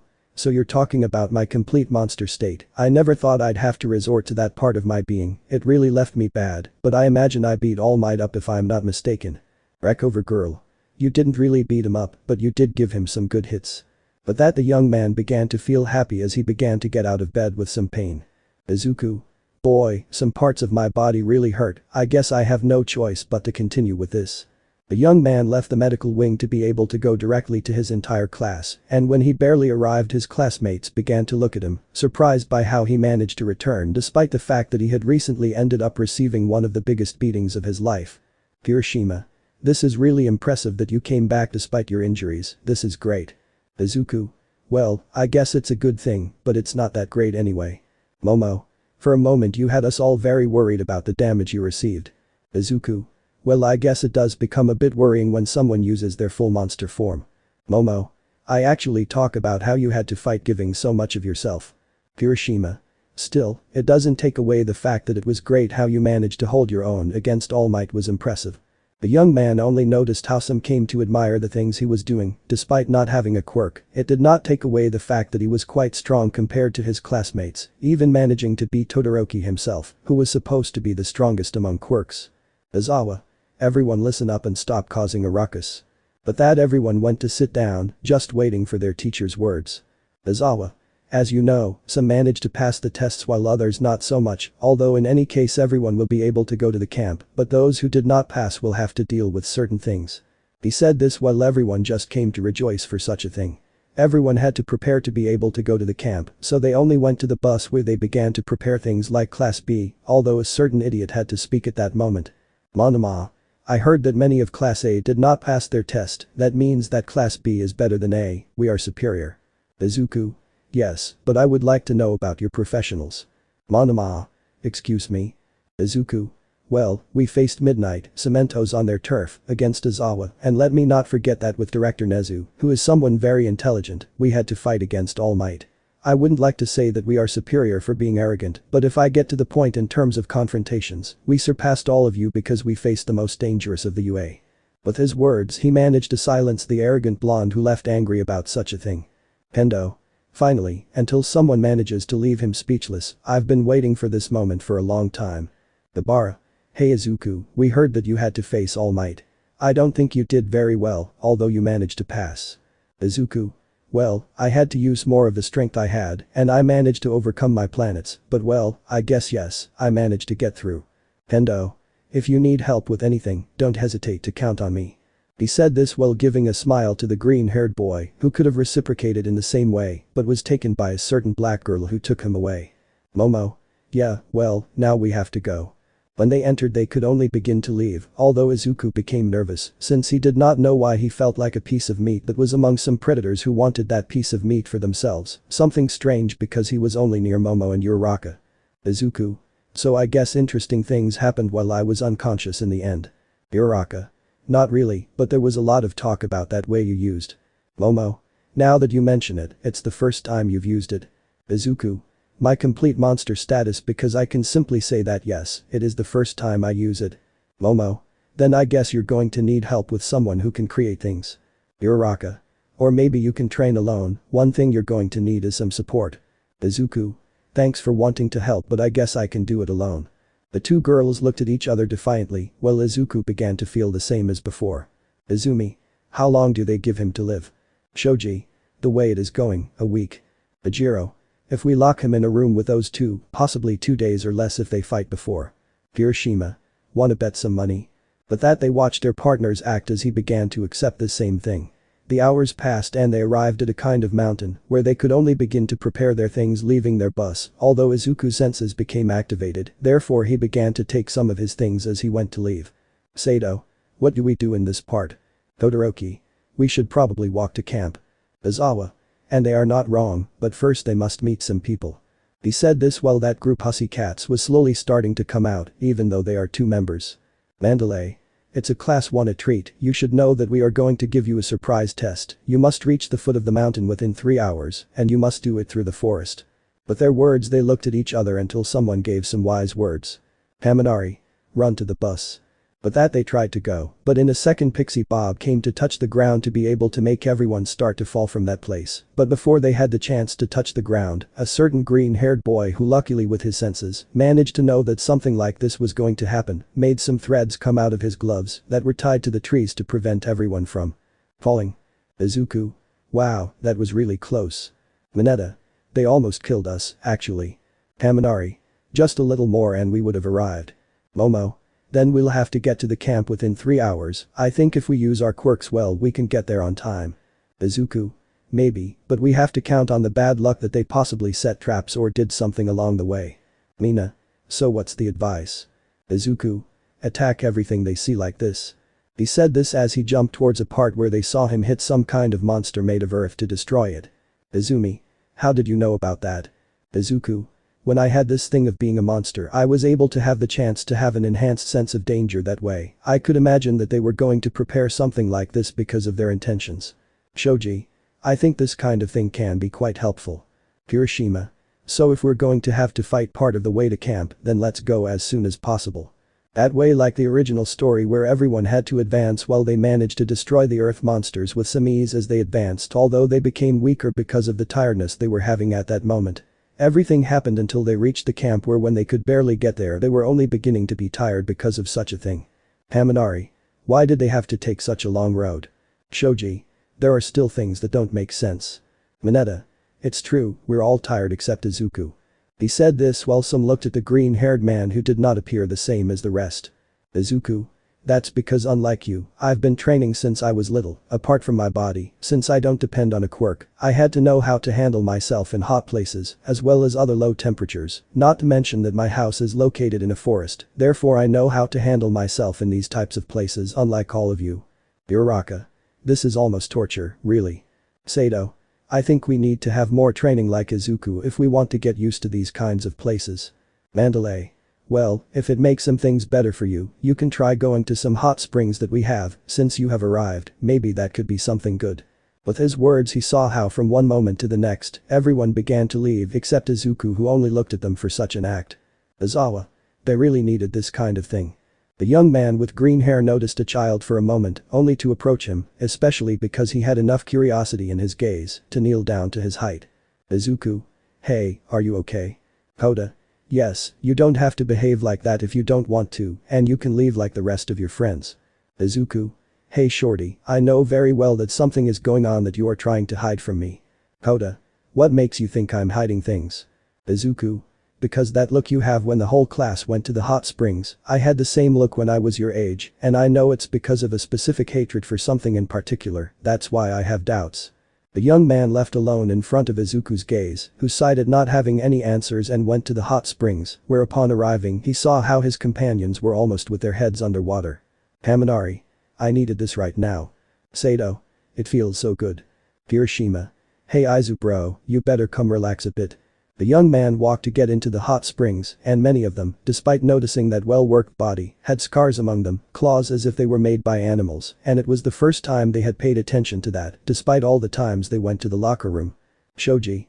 Hey, how did you get those scars? Izuku. These. Well, during my childhood I had to fight with some animals, luckily I won their approval, and I am a kind of alpha for them, to be honest wolves bite hard. Some looked at this as if their partner still had more surprises about his life until they heard something. Lita. Come back you little perverted dwarf, it's not right to spy on girls. Mineta. I know I'll be able to see Momo's body, Uraraka's body, all the girls in one place. As soon as I reach the abyss I notice a certain child. Kota. Before being a hero, learn to be a human. But that he threw the dwarf making him fall on Lita, causing him to be traumatized by such a thing, just so they could go through it like the original story with a Kota about to fall, but was caught by Izuku in time who just looked at this. Izuku. This is great, every time I want to relax something happens that makes me have to start moving. Sato. So that means you have to go. Izuku. Well, Kota needs some attention in case something is wrong, but first just in case. They watched as he tied Mineta and Kaminari to a rock. Mineta. Hey, get me out of this. Kaminari. Why me? Izuku. You're a pervert like the other one, you never know. He said this as he walked away from the place as if nothing had happened. Chapter 21. At the camp things were going normally, almost as if nothing was wrong, but right now at night a certain young man with green hair noticed how someone was starting to move away from the group, causing him to start following him, being noticed by some of his companions who began to do the same. And the young man walked until he reached a small mountain where he was able to sit next to a child with 2 plates of food. Izuku. It seems like it's a beautiful sight in this place. Kota. What do you want? I don't like it when people come to this place, especially because I can be alone. Izuku. If it's noticeable that way, I guess you already know what I was told about your past, I can't deny it, it's sad, but nevertheless there's no choice but to accept the facts to be honest. Kota. What are you talking about? Izuku. Well, you say that heroes are fake, and if I had been in your place because of what happened to you, possibly the same thing would have happened. Kota. That's a lie, you're quirkless, but yet you fight among the heroes and none of them are quirkless, you're not like the rest. Izuku. Do you know why that is? I have a quirk that few have or rather almost no one. Saying that, some people who were watching him only had more doubts.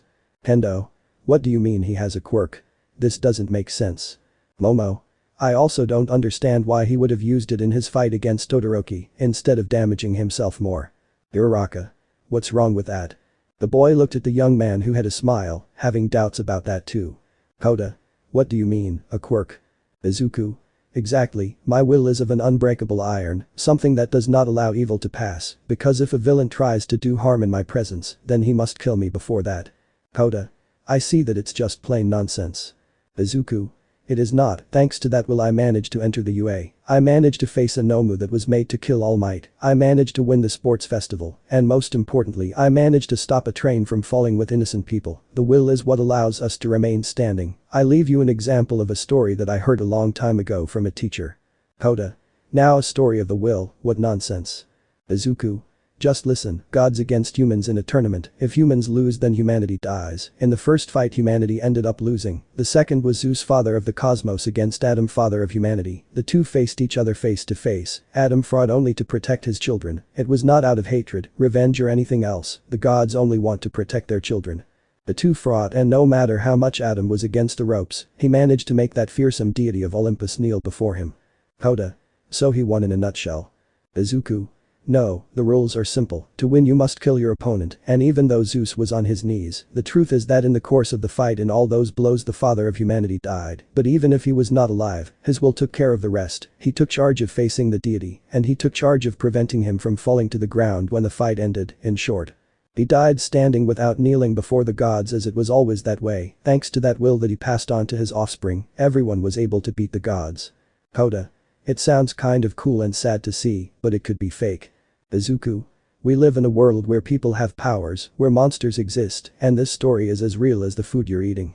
He said it with a smile towards the young man, who only looked at this to have in the same way a slight smile for such a thing as how that boy, despite not having a quirk, was capable of giving him help to continue.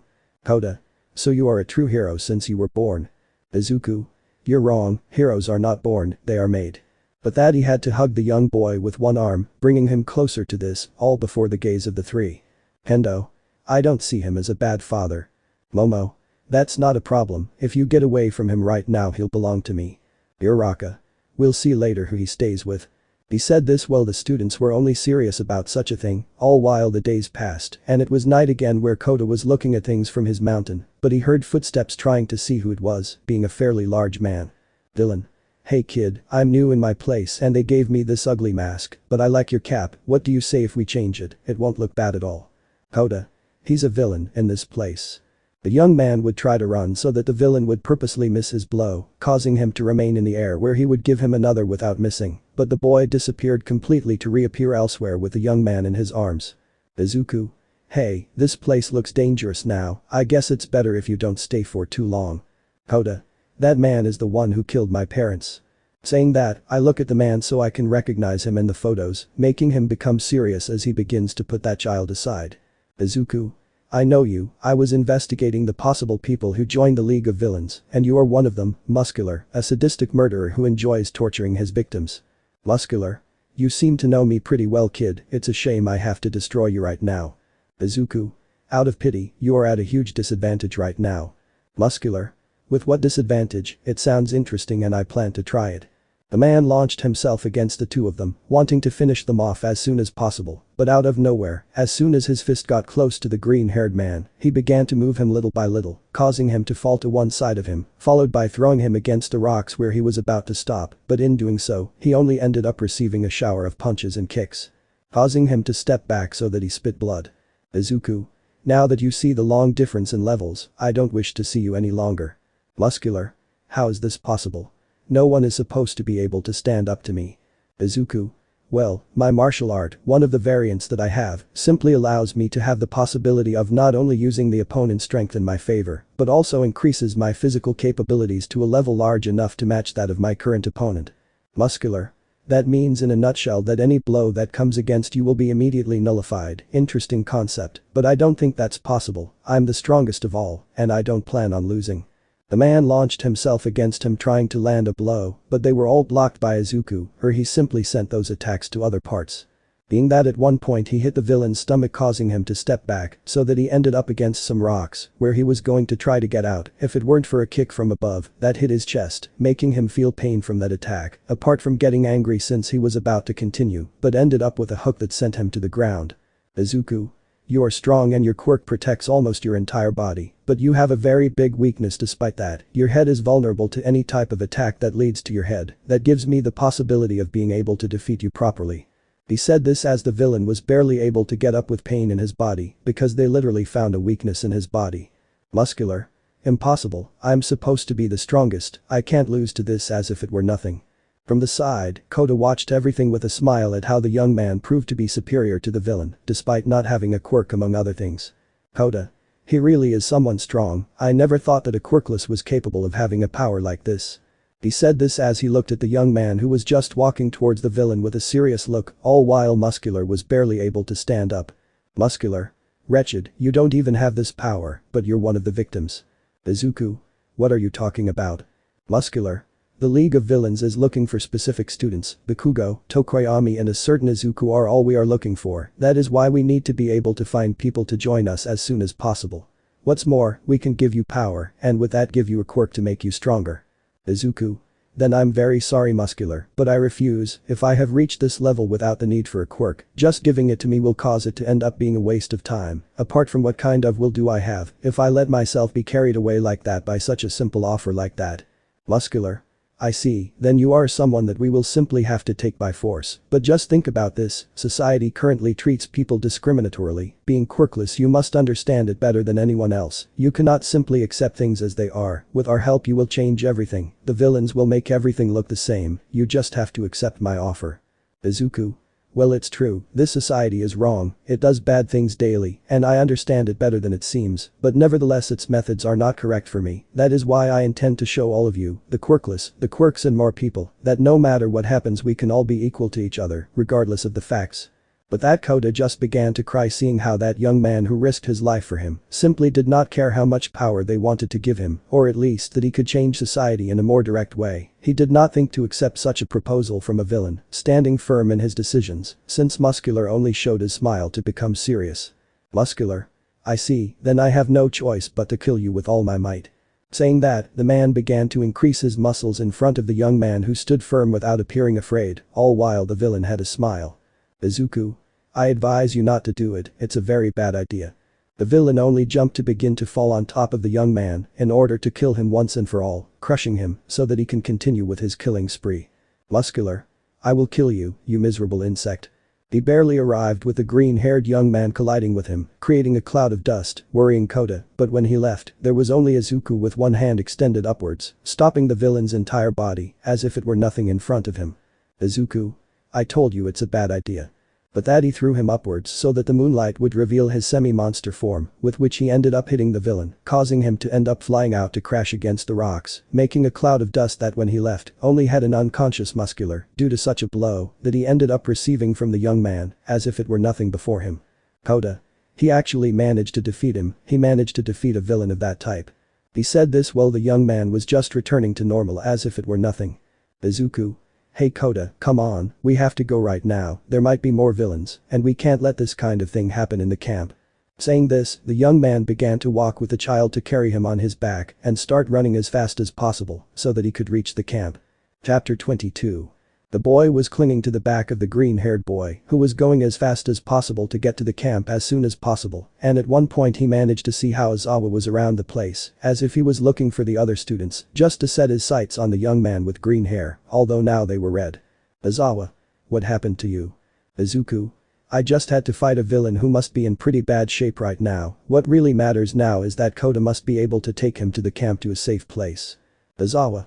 What are you talking about now? Izuku. It seems like the villains have something planned and I think I know what it is, but in order to tell everyone I need to get to Mandalay as soon as possible. Izawa. Between the two of you in that form you are much faster, the best thing is that you are able to go and warn everyone. The young man did as he went on to leave where he was only trying to get to the professional heroes since, thanks to his enhanced senses, it was not a problem to get to the place he needed where he directly kicked Magni, causing him to fly away and crash into some trees. Tiger. Boy, looks like you're just in time for the battle, even though you had a little early. Izuku. Whatever, Kota is safe and I need Mandalay's help right now. Mandalay. What's happening? Izuku. The League of Villains tries to kidnap two people, Tokoyami and Bakugo, they are the people they are trying to find. Mandalay. This is bad, we can't do much about it. Izuku. Not you, but I do, so give the notice that I will be in charge of informing the rest of you how to find them. He said this as he began to leave, as Magni tried to go after the young man when he recognized him, but Spinner's knife ended up getting in his way, stopping him. Magni. What the buck are you doing? Spinner. Don't you realize? Have some respect for that young man because if he defeated Muscular, I don't think you'd be able to stop him. The young man was running without anything else to do at that moment, since he really needed to get the job done as soon as possible to save his companions. He was like that until he reached a place where he was taken by one of his companions. Izuku. What's wrong with you? Shoji. Don't say anything, we're in trouble with him around and out of control. Izuku. Who are you talking about? At that he pointed to the side where a completely out of control Tokoyami was, even though he really had no other choice. Shoji. Now do you understand? Izuku. What the hell happened? Shoji. An attack came out of nowhere and hit one of my limbs. Dark Shadow must have thought it was something serious, so he went on to destroy everything in his path. Izuku. That answers a lot of things, but the people I'm looking for aren't very far away, so I know how to end this as soon as possible. Shoji. What are you talking about? And that they began to leave the place little by little, being like the original story where that enormous amount of light simply ended up finishing off Dark Shadow, as he himself took care of Moonfish just so that they would all be left alone. Todoroki. Then it seems they're just in time. Izuku. I'm afraid so, I should have taken care of some things earlier. Bakugo. Now what's the plan? Izuku. The League of Villains is looking for you specifically, so we must be able to take advantage of that to go to the camp where you will be safe, and once inside the rest of us will be in charge of finding the rest of the group as soon as possible. It is very important that we do the same. Bakugo. Having half with us, a student who if he loses control at night is capable of destroying anything, someone capable of covering all angles of view with his limbs, like having the student who is a monster like my explosions, this type of thing should be enough if I'm not mistaken. Todoroki. So at the end of it all you are able to think a little. Tokoyami. It's best that we leave as soon as possible, and if we find some around here we should have the opportunity to take them with us. Shoji. I guess it's best to get going as soon as anything else happens for now. Izuku. Then let's start as soon as possible because this kind of thing is actually pretty good if I'm not mistaken. The group began to leave the place without having many problems, reaching a part where they found Uraraka fighting against Toga, having her on the floor without being able to do anything about it. Uraraka. Good thing you guys got here on time. We needed some help with this crazy girl. Toga. Who are you calling crazy? Although now that I see it better, if I stay they can kill me. The blonde moved away from the brunette to take some distance, but not before being able to see the entire group better before leaving completely. Izuku. I don't know whether to go after her or just let her go. Shoji. We better get going, I don't think we'll meet another villain anytime soon. Sai. By the way, I don't understand why they pass by this place when it's not even close to their area really. Izuku. Well, we should have taken Tokoyami and Bakugo directly to the camp, they are in danger with the villains near them. Uraraka. But where are they? Saying that, they turned around, noticing how those same people were completely missing, making them go blank, while trying to contain the urge to kill themselves for losing the only two people who didn't have to take their eyes off them. Izuku. Where the hell did they go? Isn't it time to play hide and seek? Mr. Compress. Excuse me children, but we can't just let him have the chance to let his abilities go to waste. Upon hearing that, they saw the villain who was near them and who was acting as if nothing had happened. Shoji. You better give it back to us right now. Mr. Compress. What else will happen to me? Todoroki. You're going to pray you never asked for that. He said this while releasing a huge amount of ice against the villain, causing quite a few trees to break at the moment, causing the villain to have to take some distance since he couldn't get very close. Mr. Compress. I think that in the end it is not easy to deal with this kind of children, but they were close, good luck for the next one who tries it. At one point he noticed how something ended up exploding into steam from the ice, so that from one second to the next Izuku appeared on top of him. Surprising the villain who had no choice but to endure a kick from the same one that sent him directly down, where he simply crashed against the floor, where he remained for a few moments before dodging another kick from the young man, again causing the floor to break, while Mr. Compress managed to start moving away by jumping through the branches of the trees. Izuku. Of course not, I won't let you get away from me like that. The young man was about to go after the man, but suddenly his body remained still, while he only stayed a little in the place where his veins were slightly marked. Todoroki. What's wrong with you? We have to go after them. Izuku.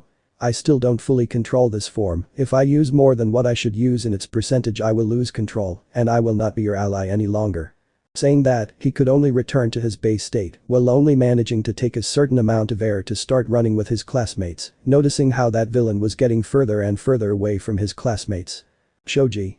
We are losing it more and more. Uraraka. What are we going to do? Izuku. Now Shoji and Todoroki will go, I want Uraraka to take away the gravity and Sayu to launch us with her tongue. Sayu. Are you sure about that? Because they'll be far enough away that we won't be able to help them. Izuku. It's that or losing them, we don't have much of a choice to be honest. Saying that they simply did what the young man said, being launched at full speed as they could, reaching Mr. Compress, where they simply fell to the floor on top of the same villain, where the young man took the opportunity to take one of the marbles, to throw it far away, where Tokoyami himself managed to get out, as they stood watching how in front of them they had Toga, Dabi, Twice and Kurogiri in the place. Shoji. I think we're in bigger trouble now. Izuku. What makes you think that? Dabi. Hey, you guys better get off our partner because it's rude to actually get on top of a person. Saying that, he threw a certain amount of fire, causing the three of them to get out of the way so they could take cover at one point with the trees, although they noticed how the villain still had Bakugo trapped and was taking him away little by little. Shoji. Now what are we going to do? Todoroki. I can't throw my ice, there's too much fire for me to use it. Izuku. We literally don't have many options, but I think we have a little more time to be able to use it, even if it's at its lower power. Todoroki. What the hell are you talking about? But the villains, they were just smiling for such a thing when in truth they were happy to be able to keep them at bay. Toga. I think once we take the ash-haired one we can take the other one that was thrown away. Dabi. Yes, but first we must be able to capture him. At one point they heard a roar, and from 1 second to the next, they saw something jump over the fire. It was about to fall on top of them, causing them to leave the place as soon as possible, while that thing ended up falling on the floor, destroying it completely, only raising its head, having wide eyes, a dark body with 2 points on its head, as well as claws, among other things. Being truly something intimidating. Twice. What the hell is that thing? Dabi. I have no idea, but it doesn't seem to be something that human reasoning can follow either. That monster simply began to walk against the League of Villains where they could only defend themselves thanks to the clones that Twice launched, where they began to be destroyed by a single movement of the monster that advanced as if it were nothing. Dabi. This is bad, we'll have to leave eventually, that thing seems to be more dangerous than I thought. Toga. Then let's give a little more support. The blonde simply started throwing some knives that broke when they hit the monster, causing Dabi to have no choice but to intervene by throwing his fire so that the monster would begin to dodge it. Shoji. So that's a bit of the true power of a monster that Izuku has, I never thought something like that. Todoroki. And to think I wanted to stand up to him, but now I see what our current levels really are. He said this as they watched as the young man managed to dodge it as if it were nothing, and at one point he noticed how they began to leave through the Kurogiri portal, causing him to have no choice but to hurry, seeing that he had no alternative but to get into the fire, receiving it full on, enduring it little by little as he advanced. Surprising the villains until they managed to pass through the portal completely at the same time that the young man, when he finished receiving the attack, immediately went towards the portal, but only hit the floor as he left completely. All that when it happened he began to lose his monster form as if it were a shell. Izuku. Curse. He said this while simply watching with complete fury how he was not able to save his partner when he wanted to be able to save everyone around him, when in truth the villains played it well. Chapter 23. The green-haired boy was quite calm, or so he would like to appear, as he began to wake up little by little to be able to get up from his bed, where he simply could not understand anything, to be able to see how the class was surrounding him as if it were nothing, having doubts about that very thing. Izuku. What just happened? Hiroshima. Well, after the villains escaped, you could only fall unconscious to the floor. Izuku. So that happened at the end of everything. They watched as he began to move on his own to get out of bed and stand, surprising some but worrying others. Tokoyami. What are you doing? Your wounds haven't healed completely yet. Izuku. In fact, a monster's blood can have quite a bit of effect, more than you can imagine, but I can't quite understand what happened. I don't remember anything after defeating Muscular, to be honest. Izawa. It's good that you ask that kind of thing, because I can simply tell you that you actually ended up giving me Kota. After that you went to tell the hussy cats that they were looking for Bakugo and Tokoyami so that they would return to camp. Izuku. And then what happened? Kendo. Well, we know that you simply went to find them, but a villain kidnapped them. Luckily you managed to save Tokoyami, but when Bakugo was missing, out of pity you didn't succeed, only for you to lose in your full monster form by not being able to take it. Saying that they just watched as their partner stood staring at a wall that faced the outside of the building completely with his back to everyone without knowing exactly what was going through his mind. Momo. Are you okay? Izuku. Yeah, I just have to do something to feel better. Kaminari. Well, you can do whatever you want to feel better. In saying that, no one had in mind that he would go straight to hitting the wall, going through it, surprising them with such behavior so that they would begin to slowly remove it little by little. Izuku. Okay, now please I would like everyone to leave me alone for a while, that's all I wish. But that everyone went to leave without saying or doing anything about it in front of the young man who stared at the place that he managed to completely destroy in order to try to calm down a little, just so that things would happen little by little. When night came, just like the original story, everyone was outside the hospital, Izumi, Todoroki, Kirishima, Lita and Momo ready to begin. Todoroki. Well, we already have costumes to be able to go, we will have to do this type of thing as soon as possible. Lita. It's still amazing that no one wanted to come with us. Izumi. But we asked everyone except one person or well 2 people. Todoroki. It's best to leave them out of this. Saying that they left to catch the train where they were thinking. Momo. It's not for nothing Izumi, but I can't understand your reasons for saving him. Izumi. It's just that Bakugo is an old friend and I would like to do something about it. Kirishima. That's right, he's a great friend and should be helped. Todoroki. But even if we know where to go, we don't know how to get in. Lita. It's true, despite the disguises they can recognize us and it won't be good. Boy. Well, it was a good idea for me to come along. But that they saw someone enter the train car. A young man with an old hat came with a white feather as a gold part, an old coat that is used in London of the same wine, he had black gloves, a light blue long-sleeved shirt over another white long-sleeved shirt with a gold-colored bow at the collar, black shoes with white touches, wine-colored pants, and finished with 2 bags. One on each side of his body, brown. He had a white mask with a smile on his face, with black eyebrows and a mustache that he pulled upwards. Kirishima. Who are you? Boy. They are naive to believe that by deceiving some teachers who are not focused on the students, they were out of everyone's sight. I always see everything and they can't notice me. Momo. Seriously Izuku, you never cease to amaze us. Todoroki. Is it really him? It definitely leaves me speechless. Lita. But you can't be in this place, it's dangerous for a quirkless. Izuku. Well you're wrong, out of all the students I'm his best choice. Todoroki. What are you talking about? Izuku.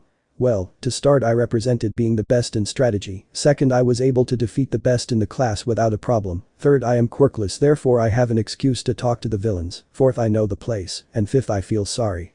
Kirishima. What do you mean, sorry? Izuku. When I entered this academy it was literally to be able to save people, all people, but if I am not capable of saving a partner, no matter how much my life was made impossible, then I can't save anyone, it was my fault for being the closest person to save him, therefore I deserve to be able to do this. Everyone noticed how he looked sorry despite having a mask as if it was really his fault, until he managed to feel a hand on his shoulder to see the brunette with a smile. Momo. It's okay, you did what you could and it's true we had to consult with you before. Izuku. Well, the best thing is that we try to concentrate a little on being able to help Bakugo, because we really don't have many options, since we're close to the bus stop.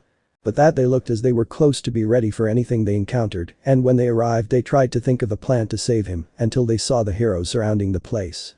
Lita. We have to go, they have it under control. Izuku. We can't do this, something strange is happening in this place. Kirishima. What are you talking about? Izuku. Well just look at things, it seems like they surrounded them, but yet not a single villain comes out, nobody does anything about the matter, it's as if they accept the facts and wait to enter, there is a trap in all this. At his words, everyone decided to stay to see what might happen, to notice how little by little everything began to happen, like the original story where All for One simply managed to appear before all the people who were truly surprised by his presence and stayed still. Izumi. I can't move, this presence is too big. Todoroki. I never thought I'd feel so scared. Momo. I really want help, I can't do anything. They were completely paralyzed if it weren't for the fact that they were touched by the same green-haired man. Izuku. We better go, we have to move, you guys rescue the people, and I'll take care of distracting the villains. Lita. How can you move? Izuku. Let's just say that this villain isn't the only one capable of letting out a presence like this, there are much more dangerous people, and they will soon be in this place, and they won't want to be there when they appear. Kirishima. But how can we get out of this place? Izuku. I'll take care of that. But that they began to make the plan little by little, while they only separated so they could take distance. After a short time while the villains prepared to begin the attack, they stopped to hear how the rubble moved to see how a green-haired man began to come out without a shirt and with some scratches. Tamura. What the hell is going on? Izuku. Huh. She couldn't understand anything. Abi.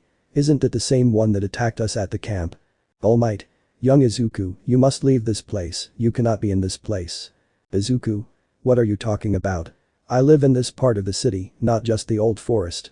All for One. Interesting, you're the quirkless young man who made the difference at the sports festival. It's best that you give up once and for all, you're in trouble. Izuku? What are you talking about? Now that I see it better I can see that you're the person who let out that big presence, with more reasons in truth they told me to leave, but now they will come. All for one. Who are you talking about? The boy just went on to attack and hit the villains, followed by taking Bakugo and throwing him like garbage away from the place. Izuku? Well, now with this we can make sure that no one ends up dead. All for one. Are you planning to fight me?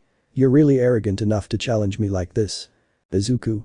Not me, but they will make a difference or well they with one more of the most dangerous people decided to come after you for wanting to touch their student. All for one. Whoever wants to come, I have no problem facing anyone. Izuku? So it was good to have more teachers to have new skills again. Man 1. So this is the guy who tried to kidnap our student. Man 2. He looks very evil, but it doesn't overwhelm me at all.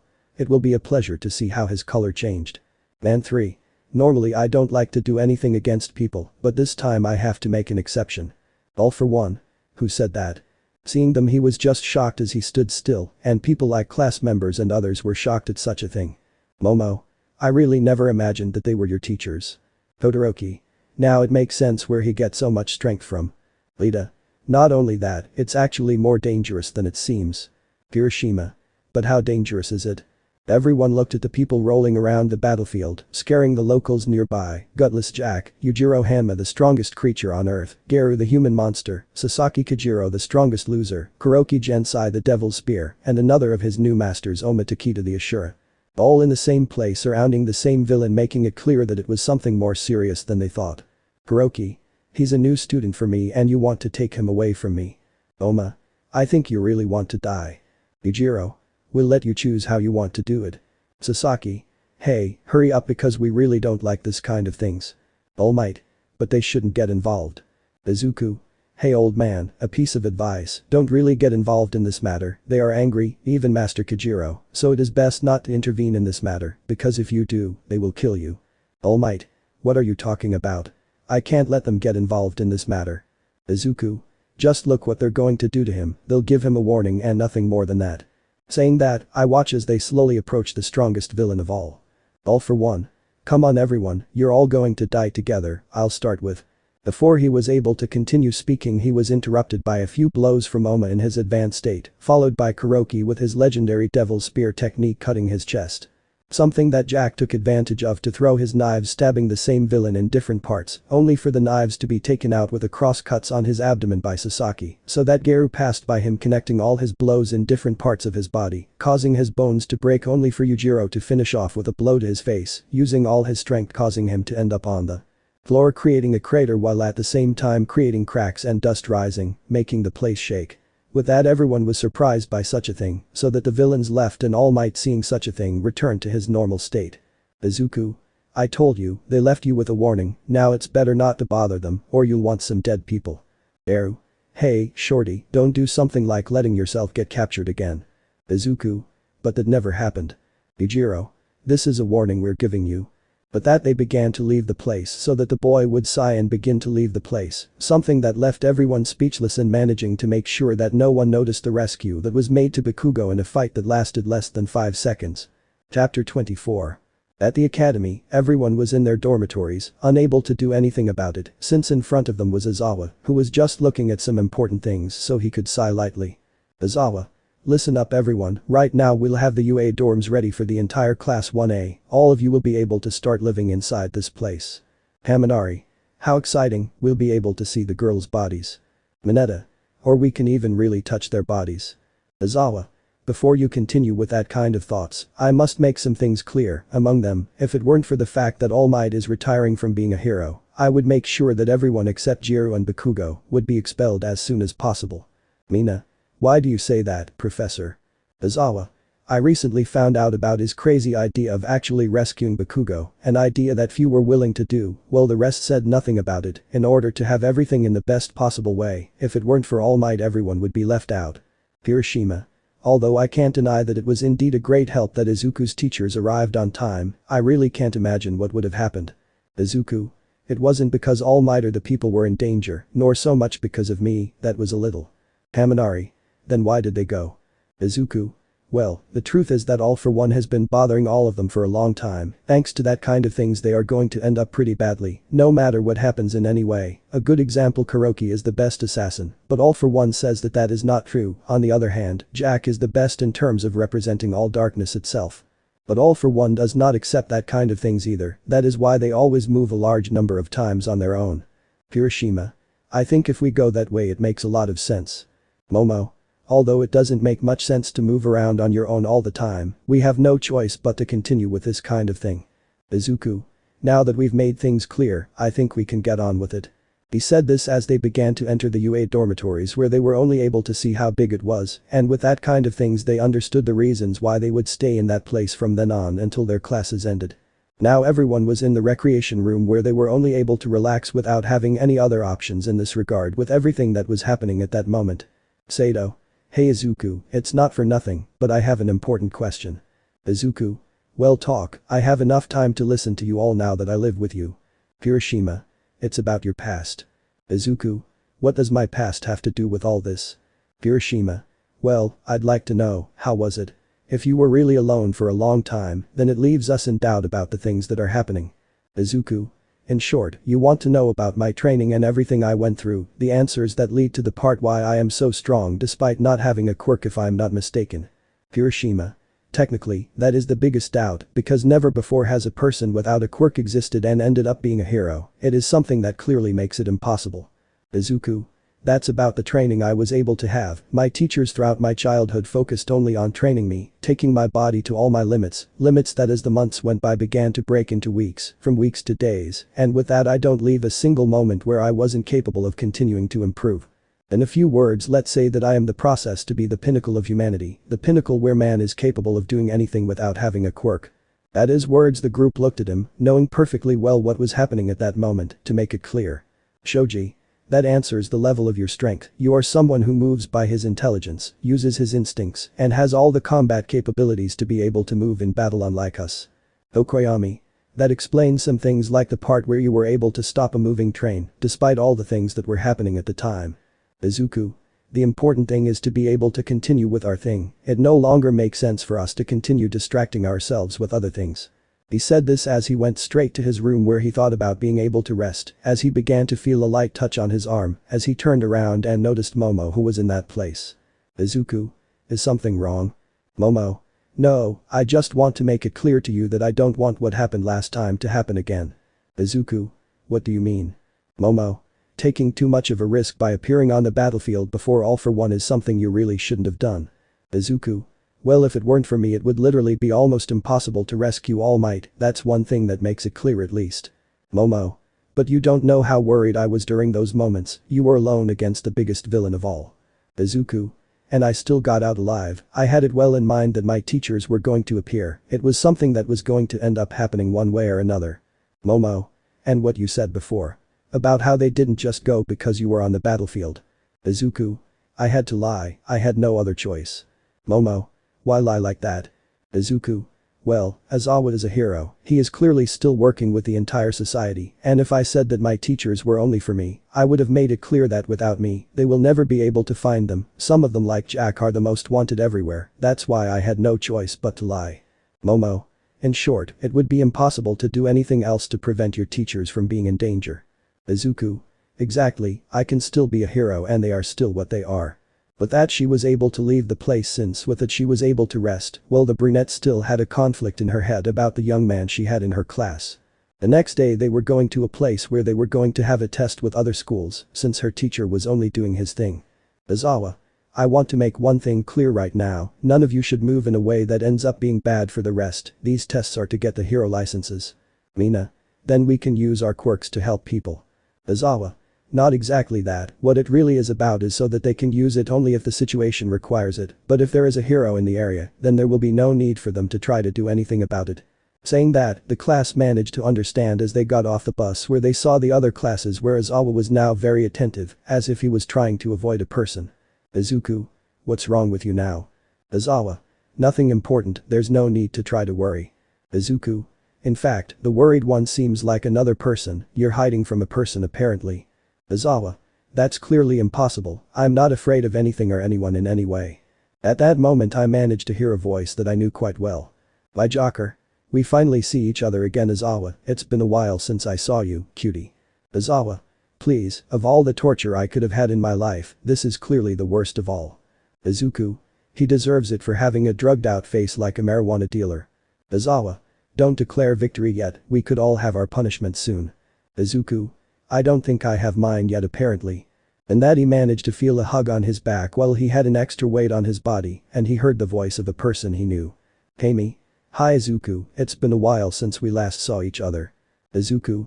I didn't expect to see you around this place so quickly at all." "Amy. Are you saying that you didn't want to see me?" "Izuku.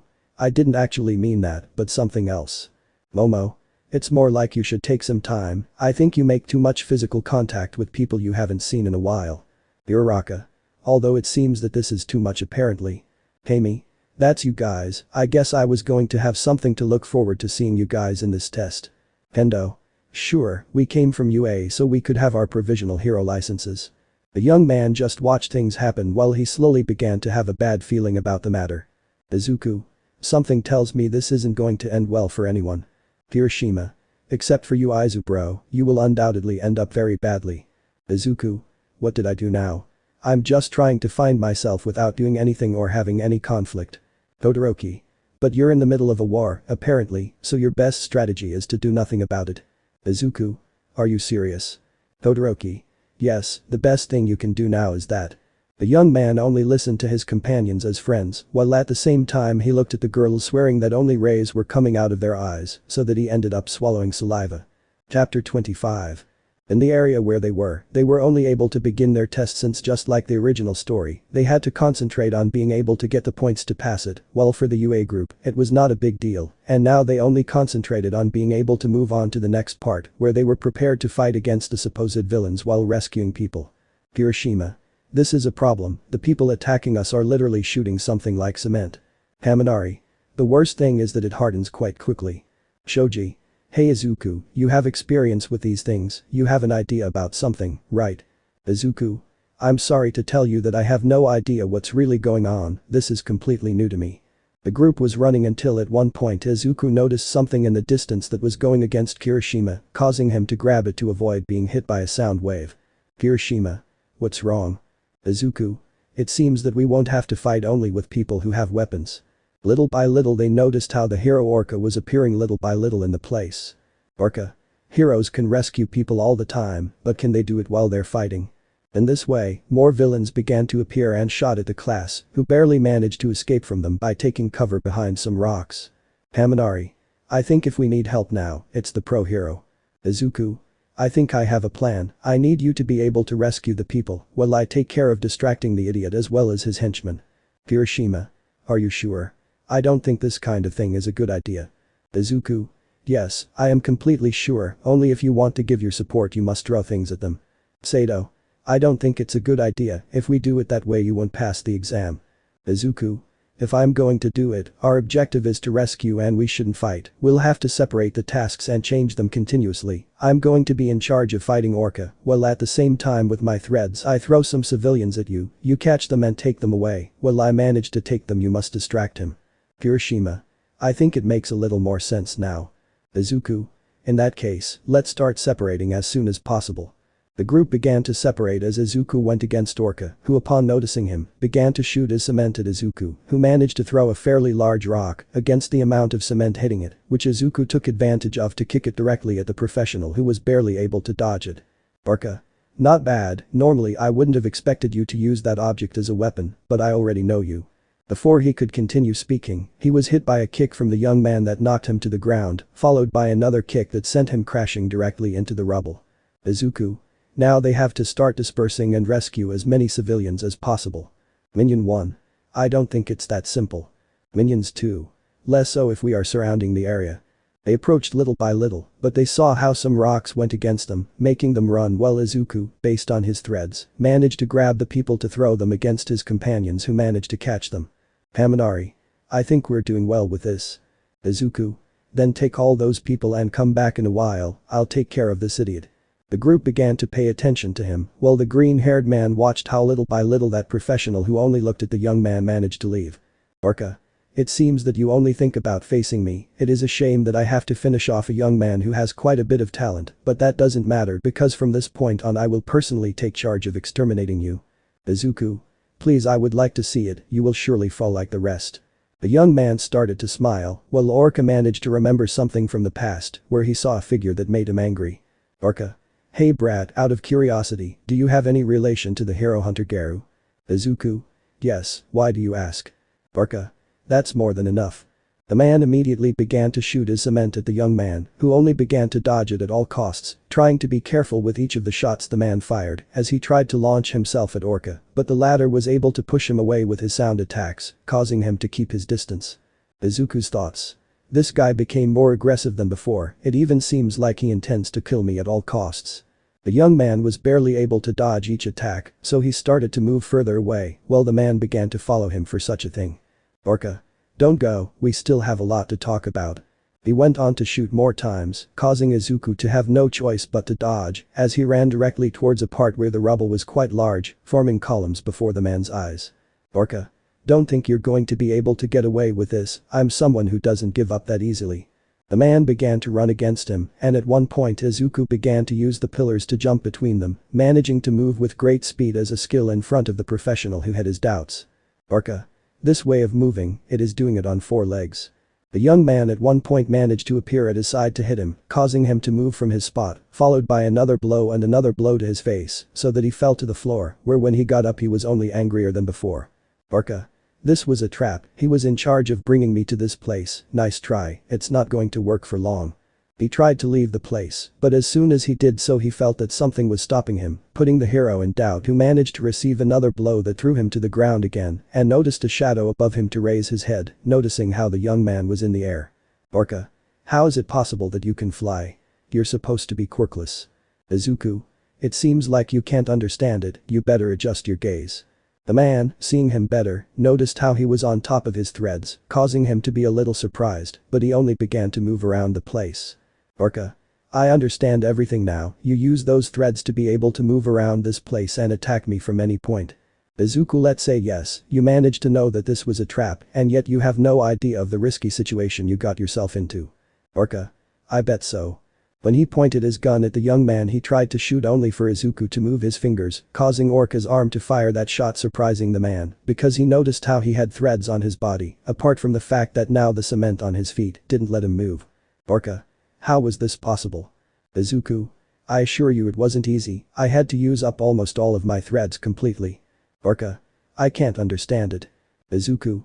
The truth is that I can't beat you with brute force, that's why I put together a very simple strategy. I managed to see this place from afar, that's why I had to bring you to it first, taking advantage of the fact that you know Garou. By how you reacted, it was going to be very obvious that you were going to come without thinking. Once we arrived I began to move on all 4s throughout the area to put my threads above and on the sides, making it like a prison, and if it weren't for more when hitting you, I took the opportunity to put some threads that were loose, but when adjusting them.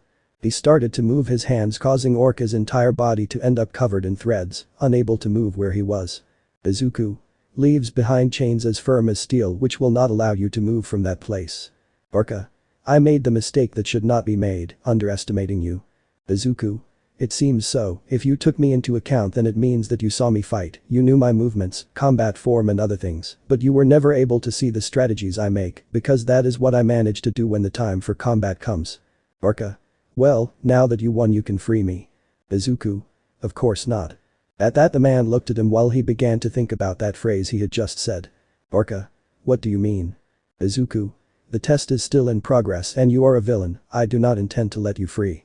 But that he left the place while Orca looked where the young man was before. Orca. Damn little demon.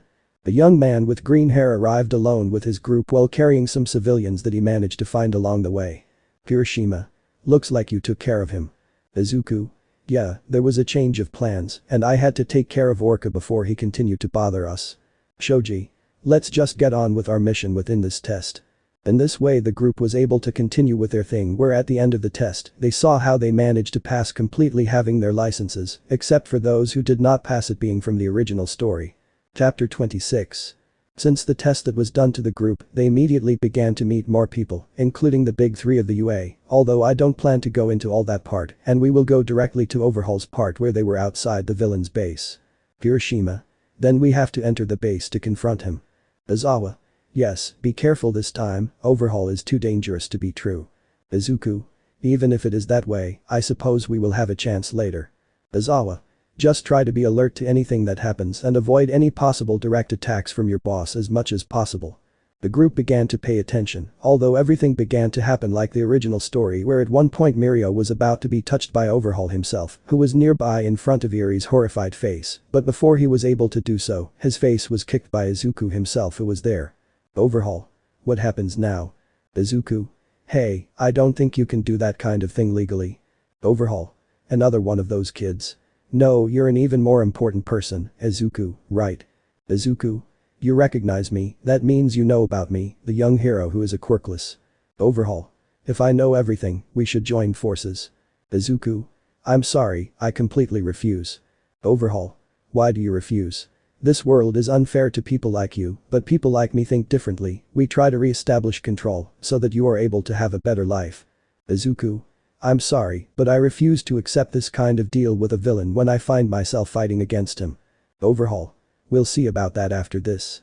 From a movement where Izuku was, he made the floor move to take him directly to Overhaul, who managed to extend his hand to touch him, destroying his clothes, scaring those present expecting the worst, but in a second they only saw clothes and Izuku kicking Overhaul's head to send him flying into the rubble. Mirio. How did he do that? Irie. He's really fast and very strong. Overhaul. Shit, that hurt, but it doesn't matter, right now I plan on finishing you off no matter what happens. Before he was able to attack Izuku, to his surprise, he managed to appear in front of him to connect a hook to his stomach, causing him to spit blood, while he managed to fly out of the place to crash into more rubble. Mirio. How do I manage to move at such speed? And that strength is not normal. Izuku. Of course it isn't, but luckily I managed to design a suit to make it one. They then saw that when the dust dispersed, the young man was wearing a black suit with yellow details on his body. Izuku. This suit cost me to make, but in the end the results are great when it comes to being able to have a fight with all my power. Mirio. Will it be enough to defeat him? Izuku. There's only one way to find out. He looked at Overhaul who got up to put his hands on the floor, causing hundreds of spikes to come out, through which Izuku began to dodge each one of them, in order to take Yuri like Mirio to go to the roof, where with a kick, he was able to break it and throw both of them across the place. Mirio. What are you doing? Izuku. I'll take care of keeping them safe, take Yuri to a safe area. Overhaul. You guys aren't going anywhere. When I try to go after them I end up receiving a hook in the stomach from the green-haired man. Izuku. We two are still fighting, or did you forget? But that he connected another blow causing him to fly into a wall, where he began to throw more spikes at the green-haired man, who was able to dodge it and counterattack at the same time. Overhaul. Damn brat, you don't understand that I'm only doing all this for the good of everyone. Izuku. If the good of the whole world is based on killing, then I don't think it's a good idea. Overhaul. You really are an idiot, you are the perfect example of a person who without powers can become a hero, and yet despite the fact that I want to help you by leaving the world without a quirk you go against me, you are an idiot who cannot see the reality of the matter. At his words he ended up receiving a kick from the green-haired man, causing him to crash against the rubble. Izuku. You're the one who can't understand it, this world has long been formed by quirks, destroying quirks, eliminating them from everywhere will lead to a global chaos that you have no idea about. Overhaul. Don't you see that the world will continue to be against you? Even if you manage to graduate as a hero, you are still a quirkless who will have everything against him, no matter how hard you try, everything will always go against you. Izuku.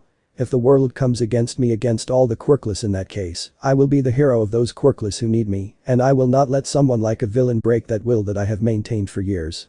At his words, he went to connect several blows to Overhaul's body, causing him to step back, while he was unable to do anything against the young man who managed to leave him against the ropes, until he was able to touch a wall, causing it to explode, causing Izuku to move away. Although it gave the villain time to be able to go against him, trying to touch him only to destroy one arm of the armor, while Izuku made a few jumps to get away. Izuku. Damn, one less part on my body and this is bad. Overhaul. Don't tell me you feel bad now because of that little detail you said that a villain like me won't be able to destroy that will. Izuku. And it's not going to be that way. He launched himself again against Overhaul, who launched more of his spikes towards Izuku, who was barely able to dodge them, only to try to keep him at bay, as he was doing before, only for Overhaul to do the same, as before, touching a part causing it to explode so that he could go against Izuku, who saw how he touched his chest, causing it to explode into pieces. Overhaul. There you go, damn brat, it would have been nice to have him on my side, but still he was too stubborn about that hero thing for it to be true. From the dust that was in the place, a fist managed to emerge, hitting Overhaul in the face, causing him to fly against the rubble again, while he managed to feel his nose broken with that blow. Izuku. Don't think I'm dead, you just destroyed my suit, nothing important. Overhaul. You miserable wretch, you're supposed to be dead. Izuku. Yes, that's supposed to be the case, but as a last resort I took off my suit so you would have the feeling that you managed to touch me, it's a shame you weren't able to do it. Overhaul. I'm going to kill you one way or another.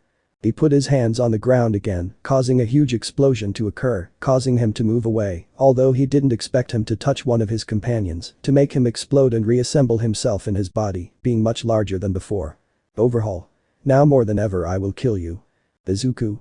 This just got ugly.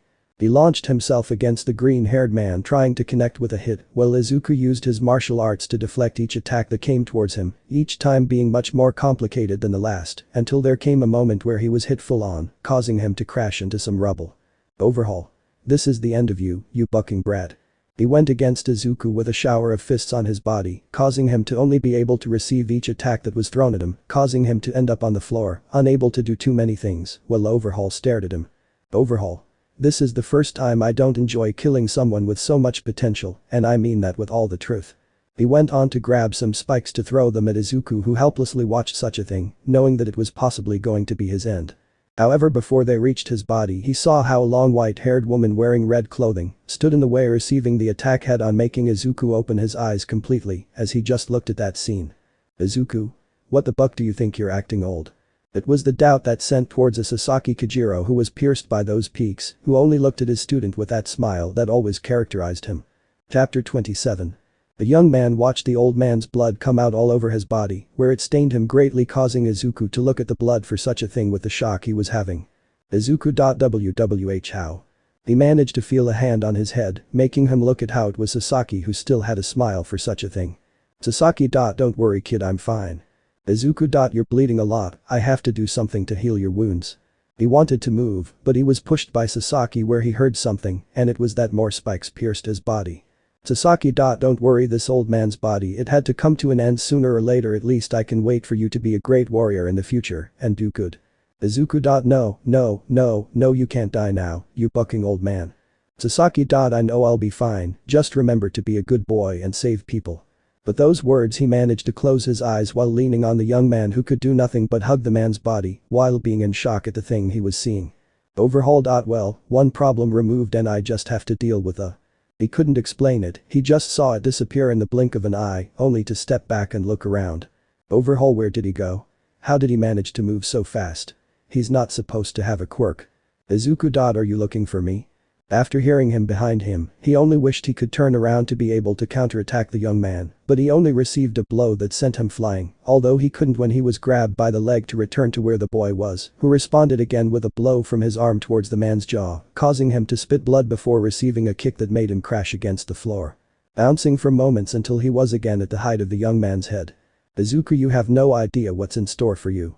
Overhaul only wished he could touch the boy, but instead his arms were hit by Izuku himself, breaking them where he couldn't scream from the immense pain he felt before receiving a blow to his face that managed to send him flying, crashing into some rubble. Overhaul. Shit, I can still move my fingers, but I can't lift my damn arms. He heard the rubble move behind him, causing him to slowly look at how the young man used the rubble to be able to see him from above. Izuku. What's wrong? Did something break? Before the man could generate more spikes, he went on to receive a kick in the face, causing him to fly out of the place and begin to crash into some rubble. But he was caught by the young man's threads, who began to move him towards different points, so that in that fight, if you could call it that, he ended up crashing into all the rubble around before being thrown towards some, whereby the threads he was again brought towards the young man, who was in the Garou stance ready to attack. A shower of fists and kicks went towards Overhaul's body, who was unable to defend himself at that moment, feeling like every bone in his body began to break into pieces before being able to receive a blow to the face that sent him to a part where everyone was far away, where at the same time the young man launched himself against the villain. Overhaul. Great, with what little strength I have left I managed to grab a gun with anti-quirk bullets. I must have been misinformed, and this brat really has a quirk, otherwise he wouldn't be so powerful right now, and now he's right in the path of my bullets. He managed to shoot everything he had in the cartridge at the green-haired man who didn't even move. He just wanted to keep moving forward, putting his arm out in front of him, receiving all the bullets full on, where they didn't seem to affect him at all. He even moved his arm to get rid of the bullets. Where he caught some with his hand before reaching a point where Overhaul crashed into a rock, leaning on it to receive a knee from the young man, causing him to spit blood for such a thing before being grabbed by the head to stay up and looking at the bullets that were in the boy's hands. Izuku. You forgot that these things are not capable of doing anything to me in the slightest. I break them before I can hit the man in the face, knocking out a tooth. Izuku. Now you're going to know exactly what happens when you face me, and to top it off, you'll pay for what you did to Sasaki Kojiro. He could only start hitting his face without being afraid of what would happen to the man at that moment, spending a while where some heroes searched for that pair throughout the area, so that Kirishima was closer than anyone else. Kirishima. Where did my bro go? I'm really worried about what could have happened to him. He only walked a little further before hearing something strange near him, and as he got closer he saw something he never thought he'd seen before. It was Izuku mercilessly hitting Overhaul's body, not allowing him to fall to the floor for even a moment. But what really made a great impression was the large amount of blood covering the young man's fists, along with that stone, as the floor were bathed in blood, as if it were nothing before him who found himself with each blow to Overhaul's body. The Redeed had his doubts, but in the end he approached the young man little by little, in order to touch his shoulder, where Izuku looked at him and noticed that angry look, a fury so uncontrolled that no one could do anything to calm him down. Kirishima. It's over, we must not continue. He could only see the young man who directed his gaze towards Overhaul, before being able to leave the place worrying his friend, but when he turned around to catch the villain, he was surprised. A completely disfigured face, impossible to recognize at this pace, where the man was drawing blood in large quantities without being able to do anything about it, giving the sensation that he was dead. Kirishima. I think he really got angry this time. He could only give notice of what he found. Elsewhere was Izuku carrying Kojiro's body, where he could only get to a point where he began to dig in the ground before at least beginning to bury that body, before at least burying the body itself, while little by little the drops were falling, forming a rain that little by little covered a moon, along with its stars. Momo. Despite his techniques, his end came in the end. Hiroki. Death is more normal than you think. It was obvious that Sasaki wanted to decide that this was his moment. Jack. And although I couldn't see them, I'm sure he had a color of love along with great happiness for having seen all your progress. Bearer. Some people are destined to lose, others to win, and in this case Sasaki's destiny was to die by teaching you new things in life. Yujiro. Even though you think you are weak, in the end you prove to be strong. In Sasaki's face, no matter what happens now, for him you will follow a good path, no matter what decisions you make. They could only put a hand on the young man's back, who was crying for such a thing after a long time of having taken revenge on his teacher's murder. In the dormitories there were some worried about the young man since he had been missing for a long time and no one had any idea what was happening. Ida. Are you sure what you saw?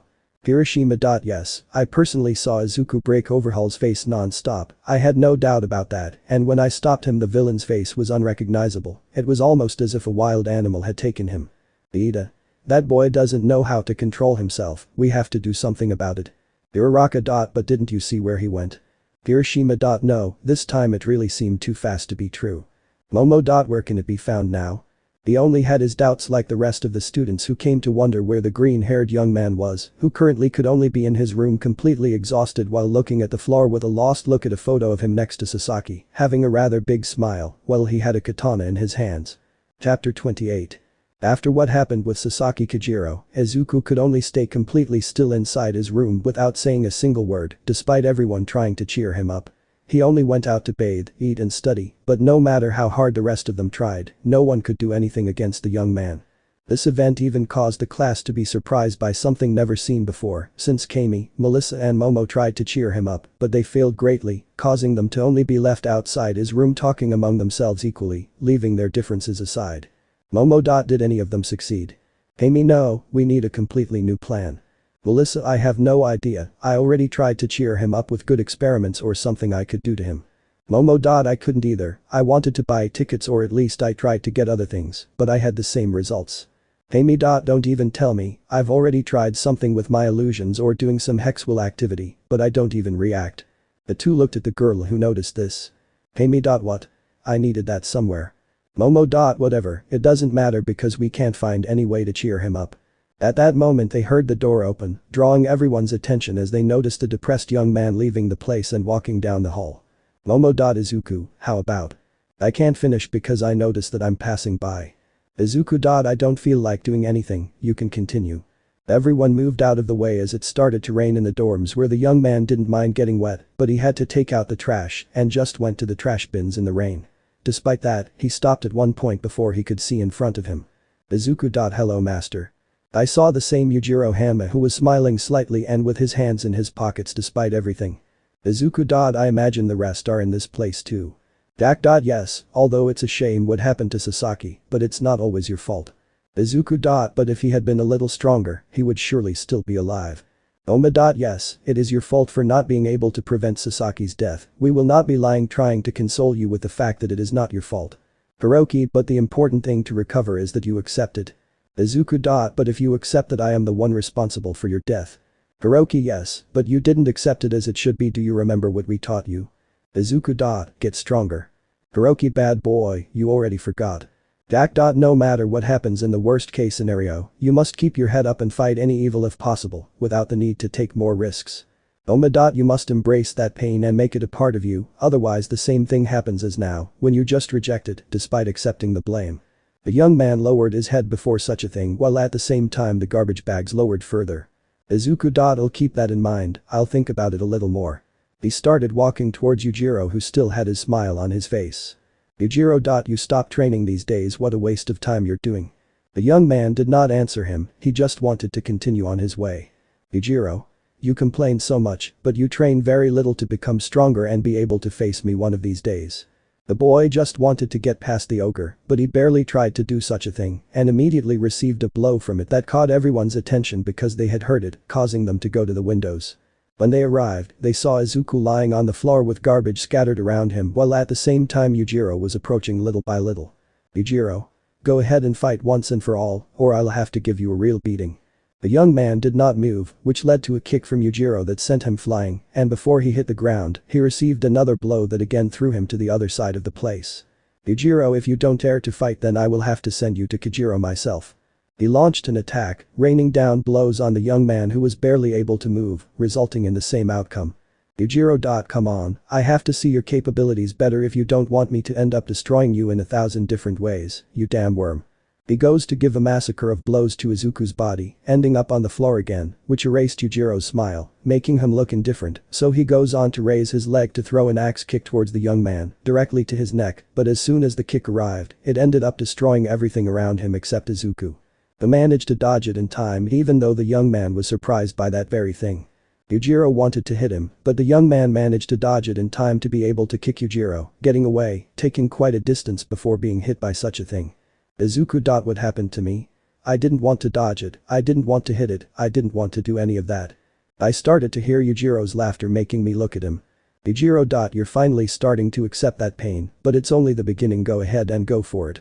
The young man automatically got into a combat stance, as if he had two swords in hand, which surprised him, but he just launched himself in such a way that he didn't even have an idea of the real reason why he was attacking one of his teachers, but before he got in his way, Kuroki got in the way and blocked one of his attacks, before landing 7 blows to Izuku's back that sent him flying. Momo. What? Why are you doing that to him? They noticed how he wanted to get up to attack Kuroki, but this time it was Oma who got in, taking Izuku by the arm to throw him into some trees in the place. Hiroshima. I can't believe they would do such a thing. Hey me, that's all, let's get in. He said this when he saw how it was now a 3-on-1 fight where clearly Izuku, no matter how hard he tried to defend himself, ended up being blocked or deflected to receive a beating after each movement. When the class deigned to advance quickly, they noticed that they could not move from the spot after feeling some threads on their body. Excuse me, but we don't need you to get involved in this. He said this as he walked against Izuku where the young man felt himself losing his balance. Izuku. What? How can I lose my balance? When he first noticed it, a thread from Jack was pulling his leg and when he wanted to cut it or get back up, he received a kick in the face that pushed him away again, where now it was a 4-on-1 fight where everyone attacked the young man left and right, but Izuku was not far behind since at one point he managed to connect a kick on Yujiro after hitting Kuroki. The fight was slowly noticed by everyone as the young man, despite receiving a beating, managed to connect some blows to the bodies of his teachers who continued to fight. Melissa. Why are you doing this to Izuku? He didn't do anything to them. Kirishima, we have to get these things off our chest. Ida. We can't, they're too tough. Todoroki. Not even my ice or fire are able to do anything to these threads of shit. Bakugo. Damn extra, I'm going to have to kill him once I get these things off of me. The boy tried to remove the threads, although little by little they noticed something different in the place. Soji. Wait a moment, I need you to see this. Tamanari. What thing? Soji. Look at the fight better, it's not a normal fight. After telling them that, everyone saw how the young man, despite the fact that he was hitting his teachers, now they stopped defending themselves and began to receive each of them a blow in the same way, reaching to retreat for such a thing, being unable to defend themselves, but at one point they stopped retreating before the young man who attacked without stopping. At one point Izuku was lowering the intensity of his attacks, reaching the point that each blow went from being a destructive mass of large dimensions to a simple caress before the expert fighters who saw the young man who at one point could not even move at the same speed as before. Little by little they were approaching, surrounding the boy who stopped hitting them, only to fall on top of Oma, who happened to hug him for such a thing, while he cried in the rain without any restraint. Everyone saw that strong form of the young man had become a depressive with no sense of life, and now that he was breaking into pieces in front of the same people who were in charge of raising him personally, where they did not say anything. At one point they managed to feel that the threads were removed by Jack, allowing them to move once again, and they were faced with such a scene where the young man, due to the tiredness he had just gone through and the shedding of tears he had just given to his teachers, became unconscious before them. Hiroki. With this I already accept your pain. Yujiro. Well, we can leave now once and for all I guess. Dak. Yes, but first I think we'll need a doctor, we left too many wounds for it to be true. Yujiro. That's what happens when you don't train properly. Hiroki. Well, now we need someone to take him. Jack. Not me, I recently murdered someone and I have no intention of anyone identifying me by mere chance. Yujiro. Less, I can help you with this, but the rest on your own. Hiroki. I couldn't either, I have to work and I don't have much time to leave. The three of them saw Oma, who at this looked back to where the class was. Then he looked at the others like Izuku, so he turned around where everyone saw how he had him in his arms. Kirishima. It seems like he's coming to leave Izuku with us. Momo. It's good to know that he's going to do that. Amy. At least they'll leave him with us now. The young man, despite being a great distance away surrounded by mud and rain, dropped the young man to the ground before running away. Amy. What are you doing? Don't just leave him there. He said this as he went to get Izuku with Momo and Melissa, and the other teachers left the place without leaving a trace. Let me know in the comments below if you guys want the next part. Also check out my other video that has been shown and left. Thank you for watching. If you enjoyed this video please like and share this video. And have a fantastic day. Bye.